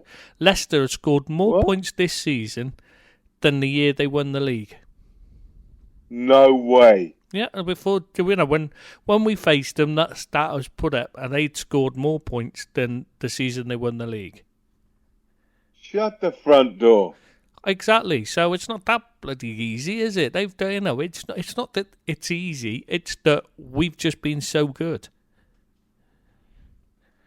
Man City, right? This dominating force of world football, right? That never the likes we've seen before and we won't see again, right? They strengthened in the summer, right? And look ordinary. And we're not. And look ordinary. We're 19 points ahead of them. Yeah, exactly. Listen, just credit where credit's due. Give us some plaudits. Yeah, but you know, what we're going to hear is, yeah, but they've lost Vincent Kompany. Oh yeah, a player that played like hardly ever because he was always bloody injured. 6 So games that a makes season. a difference. Exactly, Yeah, yeah. exactly. I mean, I I know mean, when he played, he's important and he was a leader to the squad, like and that. But they had strengthened. You're right. They brought in how many yeah, but fullbacks? yeah, but Cancelo, they bought. Yeah, but how many 50+ million forwards did they buy? How many? They got stones for 50 million. I mean, it's not as if they don't spend money, but they were like all encompassing the season when they won the league title. Everybody was having erections over them. Like that they were like uh, Yeah, but now all of a the sudden second coming. they're crap because we're beating them. That's all it is. It's Yeah, because we're ahead. yeah. If it had been anybody else, it would be talking about how great the team is rather than how bad the rest of the league is. But nobody wants to admit it. It's always, it's far The or... bias. Yeah, that's what it is. Yeah, It's the way it's it is. luck, it's bias. Yeah. Yeah, I even mean, though VAR's taking honestly, goals away for armpit hair being offside and stuff. But no, it's yeah, VAR's on our side in every game, apparently. It's like, no, we're just that good that even when it's gone against us, we've just made it so it's irrelevant. Doesn't matter what they mate, do. absolutely. We're That's good really enough to make up for it. that really, really annoys and gets my goat. That does about selling them. It's a weak Premiership. I mean, it's just anyway. Let's move on. It's just people sucking on lemons, mate. Yeah, bitter. All right, mate. Yeah, it's not just the old joke about the Evertonians being bitter. It's not just them. You know what I mean? It's just a football fan thing. People are bitter when when someone they don't want to win it is winning things. Yeah, they just and also bitter. it's the fact that it's they've made the season. We made it boring for other people. It's not a cliffhanger. It's not going to the last game of the season. And how often people does don't it? like that. How often does it? It didn't last year. It did last year, like with Man City and us, Yeah. but only because we did so well and they did. You know what I mean? But the season before, Man City had won it. It usually goes to April at least. And, and there's all. But this year, they can't. It can't be put down to just they've spent more money than everyone else. Is the other problem is teams? The ones that are with the smaller clubs can't just say, oh, yeah, but they've just spent more than everybody else put together, like they could with Man City and Man United for years and Chelsea and that. This time around, well, Man City have spent more than us, but they're still not beating us. They're still miles behind us. So suddenly, it's scary because you've got to look at it and go, geez, these are actually just a good... You know what I mean? These have... it's not just because they've got more money than everyone else. It's frightening that and it's the youngest team. And exactly. And so it could carry on for a long time. I hope so, mate. Fingers crossed. But it's frightening what Klopp and his team and Edwards and the backroom staff have done and the administrators, that they've... That this country, really, Man City is a sovereign wealth, right? And they've taken them on, and I think in retrospect and in reflection and hindsight, years and years down the line, will we appreciate how amazing this Premiership title will be, because we've made it look ridiculously easy, and that's not. It hasn't been. Obviously, there's a lot of hard work and work behind the scenes. People forget how narrow the margins are in game after game after game. We're not winning by 7 or 8-0. We're having to fight every game. It's a close. It isn't that. It's that we've kept up such a high standard consistently throughout the season, that we've managed to pull out all these points and set all these kind of records, because nobody else has ever in the top 5 leagues in Europe has ever scored this many points after this many games, have they? It's unheard of that you win the Premiership in January. Nobody does that, right? And I know you won't say it. We didn't win it in January. I know you won't. No, listen. I know you won't say that, right? But we're 19 points clear and an idiot a blind man can see we've won the Premiership, right? I listen, that is by the by. It doesn't matter, right? But what I'm Look, saying is I've that seen, there could be a natural disaster or anything that changes things. So until it's mathematically impossible, I won't be counting my chickens. all right. Okay, but I we've mean, won the you've Premiership. only got to look at just things like accept it. Chapecoense and the Torino's their squad. Their super. What was it? What was their team? Oh God, their famous team that got killed in a plane crash. The Busby Babes. You know what I mean? There's a lot of things that All could right, change it. all right, Angel of Doom. Yeah, but I'm just saying. So unless something like that could happen. Anything could happen. The coronavirus could wipe out the entire squad. Natural disasters besides, we've won the Premiership, right? Footballing wise, we've won the Premiership, and nobody does that in January.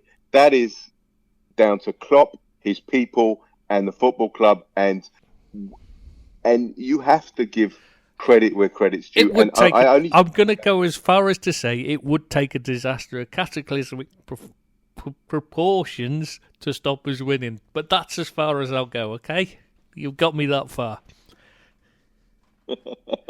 Thank you.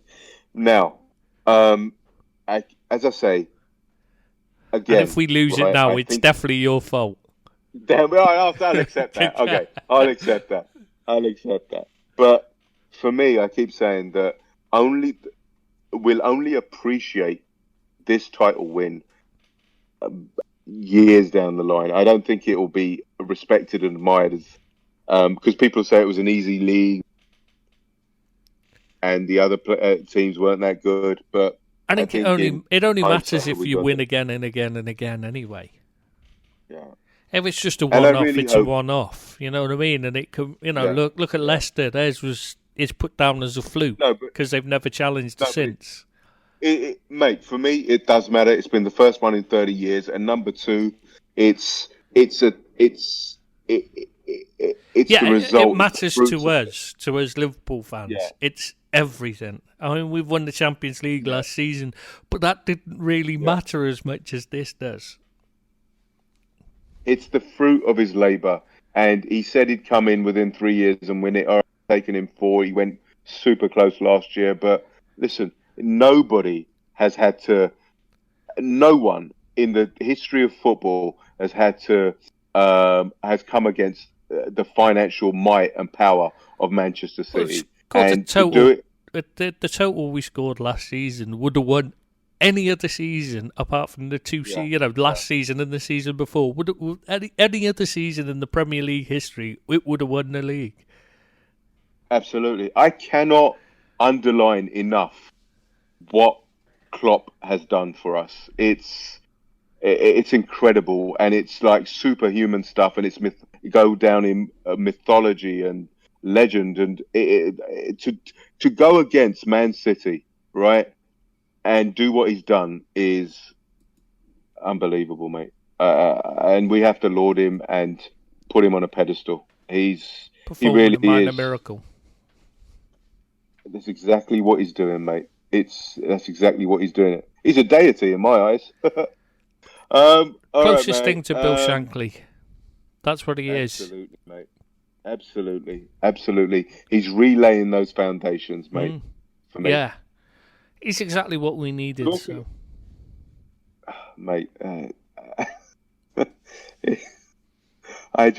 remember telling you that I was in Ibiza when Rodgers got fired, and I never thought that a few weeks later Klopp would be our manager, and 3-4 years down the line, I never thought we'd have this world domination thing going on. All right, mate. Let's move on. Have you seen that new Paisley and Hughes statue at Anfield? Yeah. I was surprised they chose that particular pose, but I like it. Because with Paisley, I love Paisley was my hero. So growing up, I mean, I think that's a nice touch to have Emlyn Hughes piggybacking him. I think that's really cool. Well, you've seen what it's taken from the picture, don't you? You know what it is. It's a famous one where he was carrying them off. Yeah. Was that in the FA Cup? I can't remember. It was before my time. I I only know Wembley. the picture. Do you know what I mean? It's the know it from the Right, picture. yeah, So yeah. you know, it's before my time. Remember, you're older than me, and you don't remember it. So how do you expect me to? Yeah, exactly. Yeah. But I I'm did older than think, you by 3 months. yeah, but it's A still whole 3 3 months months. counts. All counts. If it was 3 minutes, you'd still be older. But Fair I play, you mean, got me on a for me, technicality. Paisley's. I just think the Paisley as the manager was the one I would have chosen because I loved him as the manager. He was the greatest ever, in my opinion. Though Shankly Klopp's, laid the foundations. yeah, Um, uh, Paisley built the house, and Klopp is building an extension, kind of thing. well, we're gonna need one on the trophy cabinet, aren't we?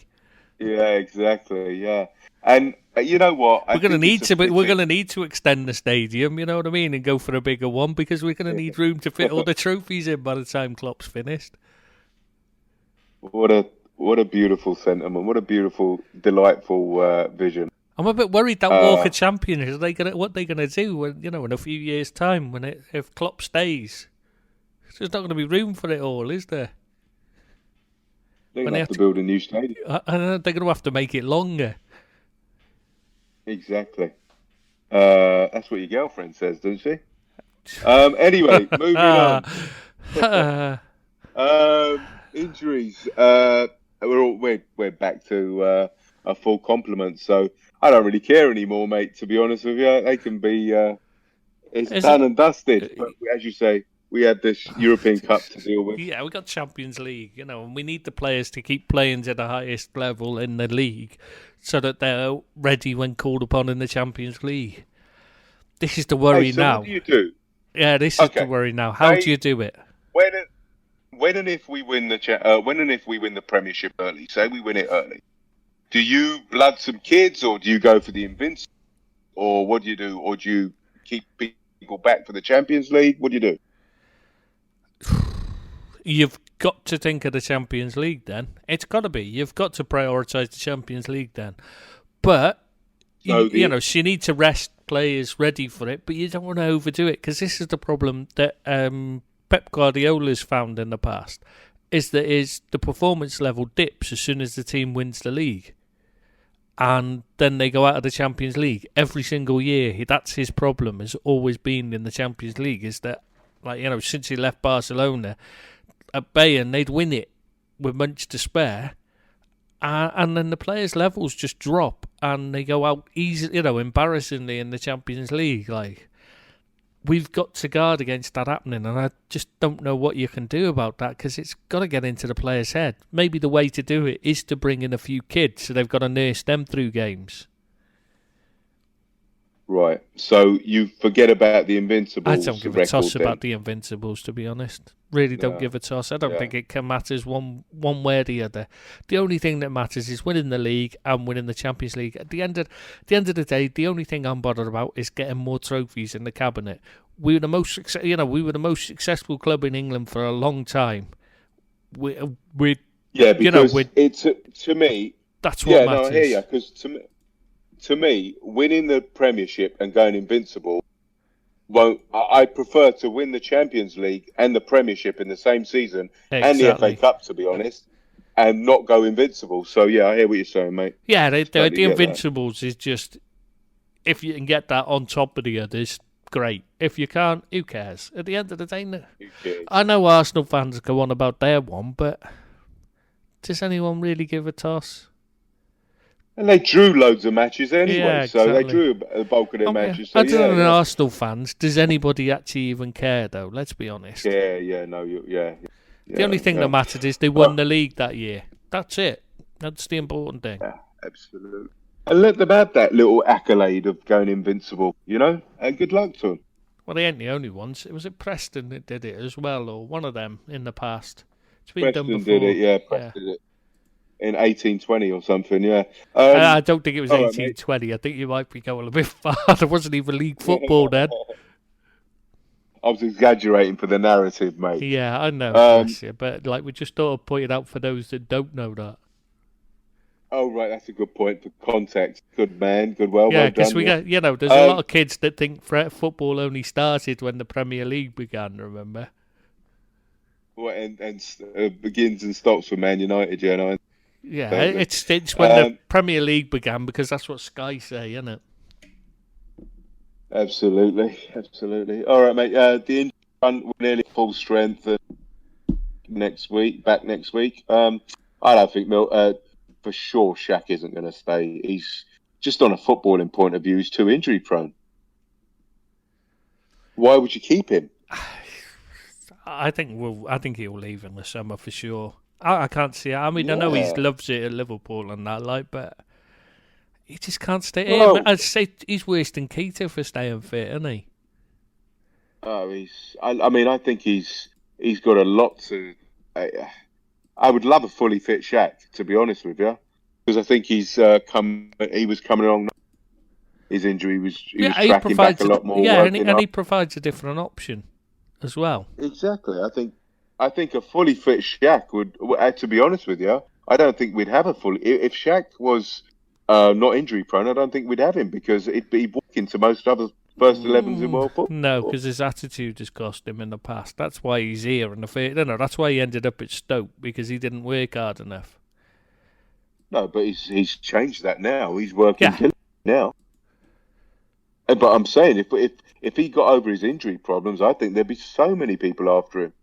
Oh yeah, that would have been. There's been a fair few interested anyway, aren't there? So it's a shame because like someone like him, he's clearly just not it's just it's twigged a bit late, and it's like how much he could have done if he'd have twigged on about working harder earlier. Yeah, but also I don't think it's his fault. Look at him as a physical specimen. You do not think that somebody built like that can stay fit most of the season. You think that he's going to be injured. Look at the size of the guy. Yeah, well, that shouldn't cause injuries if he's fit. It just comes down to the right type of training for the physique and the right type of food. Which is probably difficult to do. Yeah, I mean he's a unit, that I tell you. All right. I don't. Yeah, as you say, I think we concur with. I don't think him or I don't think Lallana will stay. And you think Milner will stay, even though he signed a contract? Yeah, I think Milner will stay. I expect Lallana to go. He's out of contract, isn't he, in the summer? Yeah, exactly. I think they'll give him a free transfer for sure. Well, he's not been out of contract. He didn't want to. I'm sure he's out of contract and didn't want to sign a new one. I mean, for a while he's been wanting to go back down south. So I don't see him. I don't see that changing. All right. Well, it'll be an interesting summer, that's for sure. I've got to be honest. I don't see why we'd want him to stay. And not not being nasty about what does he offer? Is that when he's fit? Yeah, when he's fit, he's. But he's not as good as what we've got. He's definitely a backup. You know what I mean? He's not. Yeah, and he's probably blocking somebody like Curtis Jones as well. Exactly. I mean, I just don't see what he offers. Energy and work rate, but he's slowing down. You can't rely on him because he's always injured. And he takes too many touches, which isn't. It's one of those things where. He still takes too many touches, and it still drives me mad. I'll be flabbergasted if we keep it offered. Absolutely. He's offered a new contract. He's been offered a new contract in the past. But I don't know when though. Off the top of my head, I can't remember when it was. But he was offered a new contract, and then he didn't want to sign. I don't think we'll keep him this. I don't think we'll offer him again. Yeah. I think that's it. It's been decided from what I can tell.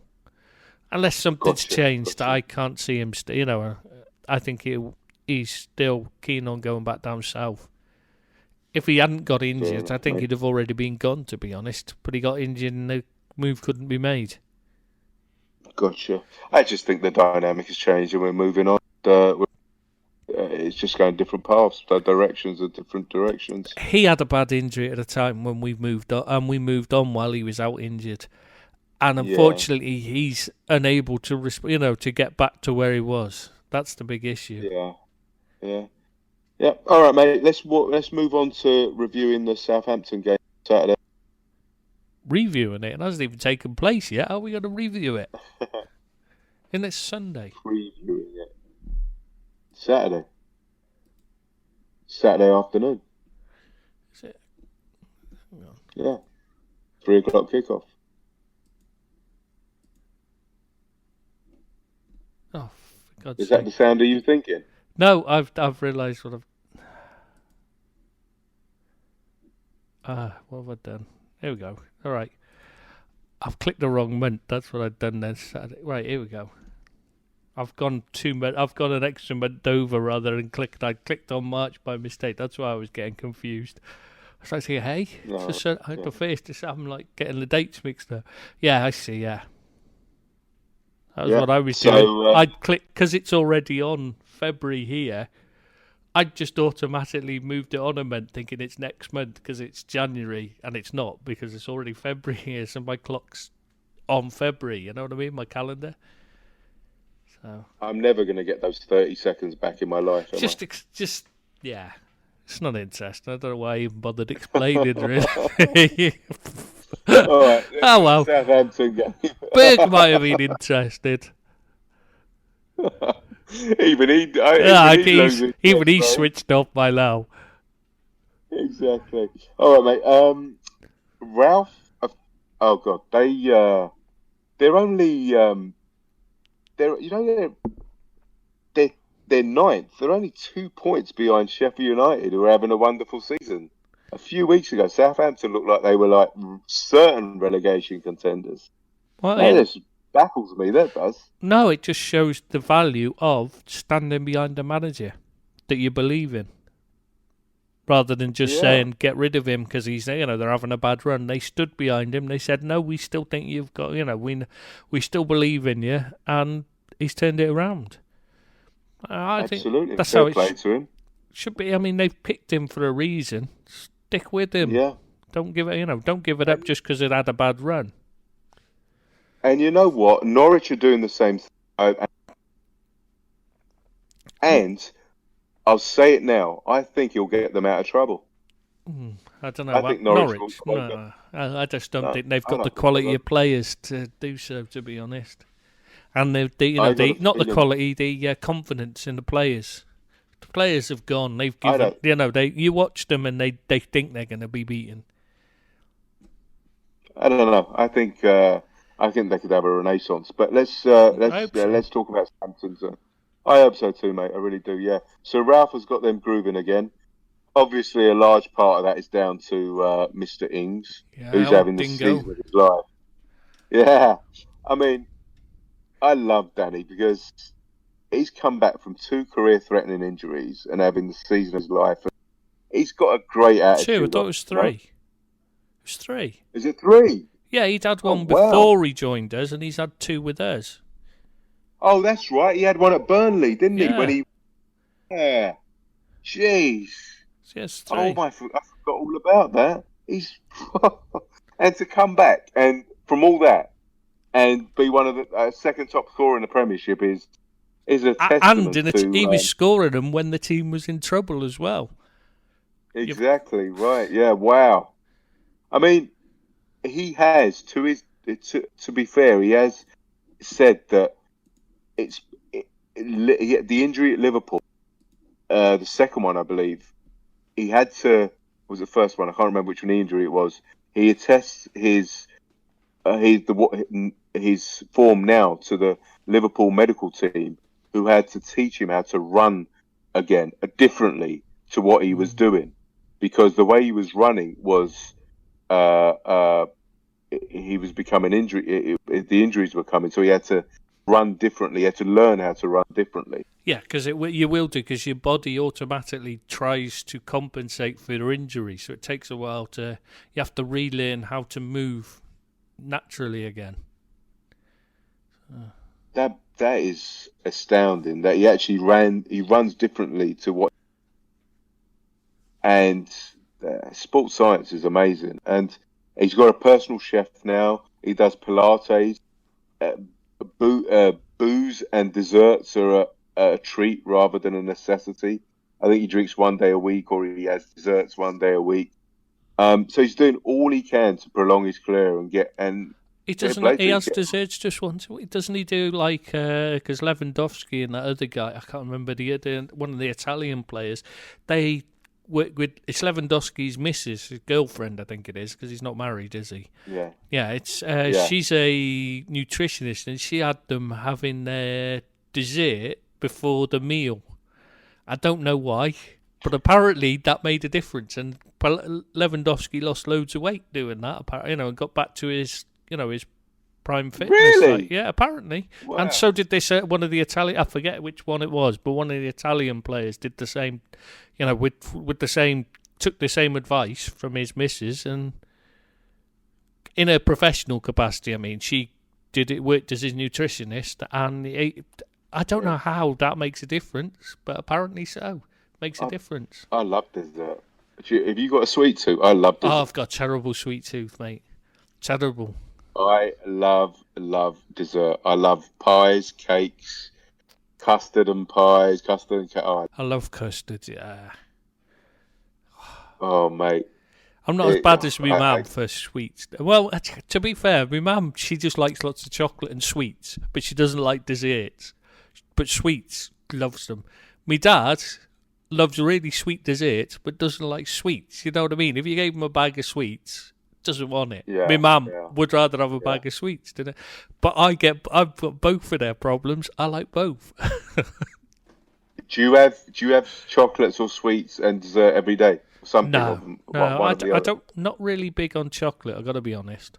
The only chocolate I really like is Cadbury's, but I don't really eat a lot of that. Do you go every? You could go a few days without going chocolates or sweets. I can do, yeah. If there's stuff in, because like there's stuff in the fridge and that now, because my mum and dad have been staying, so I'd bought in lots of chocolate and stuff for their visit. You know what I mean? So that's there, so I'll eat it while it's there. But if it's gone, I don't go and buy it again.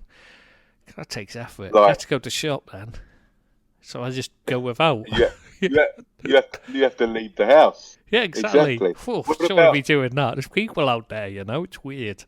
My absolute favourite is crumble with custard.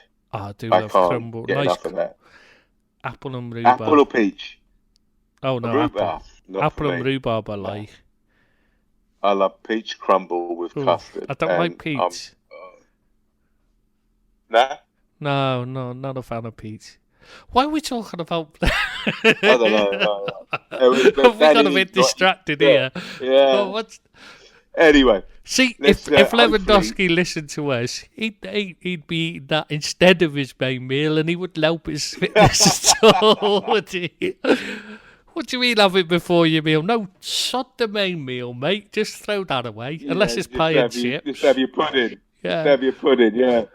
Unless it's pie and chips or gravy and chips. Got to have chips with it, Yeah.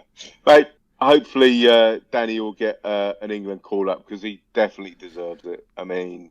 Well, who else are they going to pick?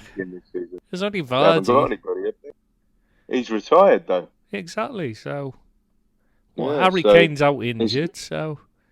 Exactly. I don't even think Harry Kane will play in the Euro. Not that I'll be watching. No, me. I don't really care. To be honest, I'd just like to see Dings do well because I like him. Yeah, he had a great attitude on him. Yeah. And works his socks off. Klopp actually offered him a new deal to stay at Anfield, but he wanted to get away and play football, yeah. Loads of people know that. Mate, it seemed, at the time, honestly, I thought 20 million for Danny Ings that Southampton paid, I thought was a masterstroke by Edwards. Now it seems like it's an epic swindle. We got robbed. Yeah, I can see what both. Yeah, when you look at it now. But then the first season, he wasn't so good, was he? It took him a while. It does take time when you've had injuries like that, though. But there's no way 20 million will buy you Danny Ings now. No chance. No, nor should. But, I'm glad we took a bit less to give him the chance to go out and play. Yeah. Because if he'd have gone somewhere else, they might not have given him the backing to get back to shape and play. If you see what I Absolutely, mean. mate. If he'd have And gone somewhere like, one of the bigger clubs, they'd have just, they'd have said after the first few months, you're struggling to find your way again. We'll bring in somebody else. You know what I mean? So, yeah. it's been a good And move. I'm glad that I'm glad his injuries haven't been debilitating because he's been really lucky. He's 3 of those knee injuries. He's from that area as well, isn't he? So it's going home for him as well. Oh, I didn't know that. I didn't realise. I'm pretty sure he's from. He certainly speaks like. I'm sure he is. I'm sure he's from somewhere like Poole or somewhere like that. In that area, like. Okay, gotcha. Dorset way, yeah. Oh, well, it'll be interesting to see what will happen in that game. I think that we'll open them up. They'll leave space in behind, and I think we'll have a lot of success. But at least they'll come to play football. I don't think they'll come and defend. No, mate. Yeah, because he started at Southampton. I just had to look it up. He's from Winchester, so yeah, he is from that area. He started his career at Southampton. I thought so. Oh. Yeah, well spotted, mate. Yeah, well said. Okay. So it is going home because he did start his career there. Fair play, mate. Fair play. Good for him. I hope he finish. I'm sure he'll finish his career there as well. Well, they must think, Christ, we released him on a free and we had to pay 20 million to bring him back. That's not good business. That's one of those moments where you think, oh, God. United did it with Pogba. Yeah, that was good business, wasn't it? Amazing. That was because Fergie wanted him to sign. Didn't want his agent. Wanted his agent to be one of the, Fergie's son, and he wouldn't sign with him. That was what that was all over. Absolutely, mate. All right, mate. That's a topic for another podcast. Yeah, I think. I think we're good. I think we're about done, mate. There's nothing else. I can't think of anything else we've missed on Liverpool. We've talked about the statue. We've talked about Klopp's meltdown, as you called it. Let's talk a little bit about Minamino, because he's not setting the world on fire. He's only had 2 games. I get that, but I think we should people are on his back already. I think we should give him a bit more time. Yeah, there's people on his back already. I think that people that I've spoken to, they don't think he's the player that. They don't think he's the player that. Go on. I was going to say, I do remember a comment saying he's definitely never going to be a winger for us or something like that. And I remember thinking, it's his first game. It's already written off. It's ridiculous, isn't it? That people want instant gratitude. Well, they don't, he's played 2 games. Yeah, don't they learn from Fabinho? He struggled at first off. Took 6 months for him to establish himself. Absolutely. And the guys, it's a completely different culture. Think about it. When you go and work in a different, you're not going to be your best straight away, are you? You're going to learn time. Yeah, it's not like he's gone from Japan to Austria, and now he's come to Liverpool. It's a big change. That is Liverpool from Austria. Let's be honest. Like Ian Rush said about Italy. He didn't Italian. It's a different language. No, he didn't say that, actually. What it was is Kenny Dalglish was asked about how Ian Rush was getting on over in Italy with Juventus, and he said, he told me it's like being in a different country. And everybody quoted that as saying Ian Rush had said it. It was Kenny Dalglish taking the Michael. Oh, gotcha. It was just a wind-up, but now everybody puts that down as a quote from Ian Rush. He never said it. It's gone down in folklore. Yeah. It's gone down in folklore. The poor beggar never even said it. I can imagine Jason McAteer saying what? He wouldn't even notice, would he? Let's be honest. Yeah. So Minamino, mate. Listen. 2 games in. All right, he hasn't been a world beater, but then he needs time to assimilate, get his feet under the table. He's going to be sensational for us. He'll be scoring in no time. Next season we'll see. Didn't you say something similar about Keita, though? Maybe Keita or Keita, whatever it is. Yeah, but bar injuries, he would have done. Just saying, like, don't count your chickens. Just like we're only 19 points ahead, it could still, it could still. Don't you be negative. Don't you be putting your angel of doom we've on only this, right? scored as many points as Chelsea and Arsenal put together. Don't get carried away yet, mate. Pessimistic Peter. We're just don't be the angel of doom. I'm just saying, and Minamino will listen. I listen. Cater and Minamino will be beaters for us in no time. Do you know, I did think that about Minamino, but now you've said he's going to be. I've given up now. I've given up hope. You've put the kiss of death on him. On that positive note, I think we should. All there's left to say is see you next Thursday. See you next Thursday. Yeah. Bye bye.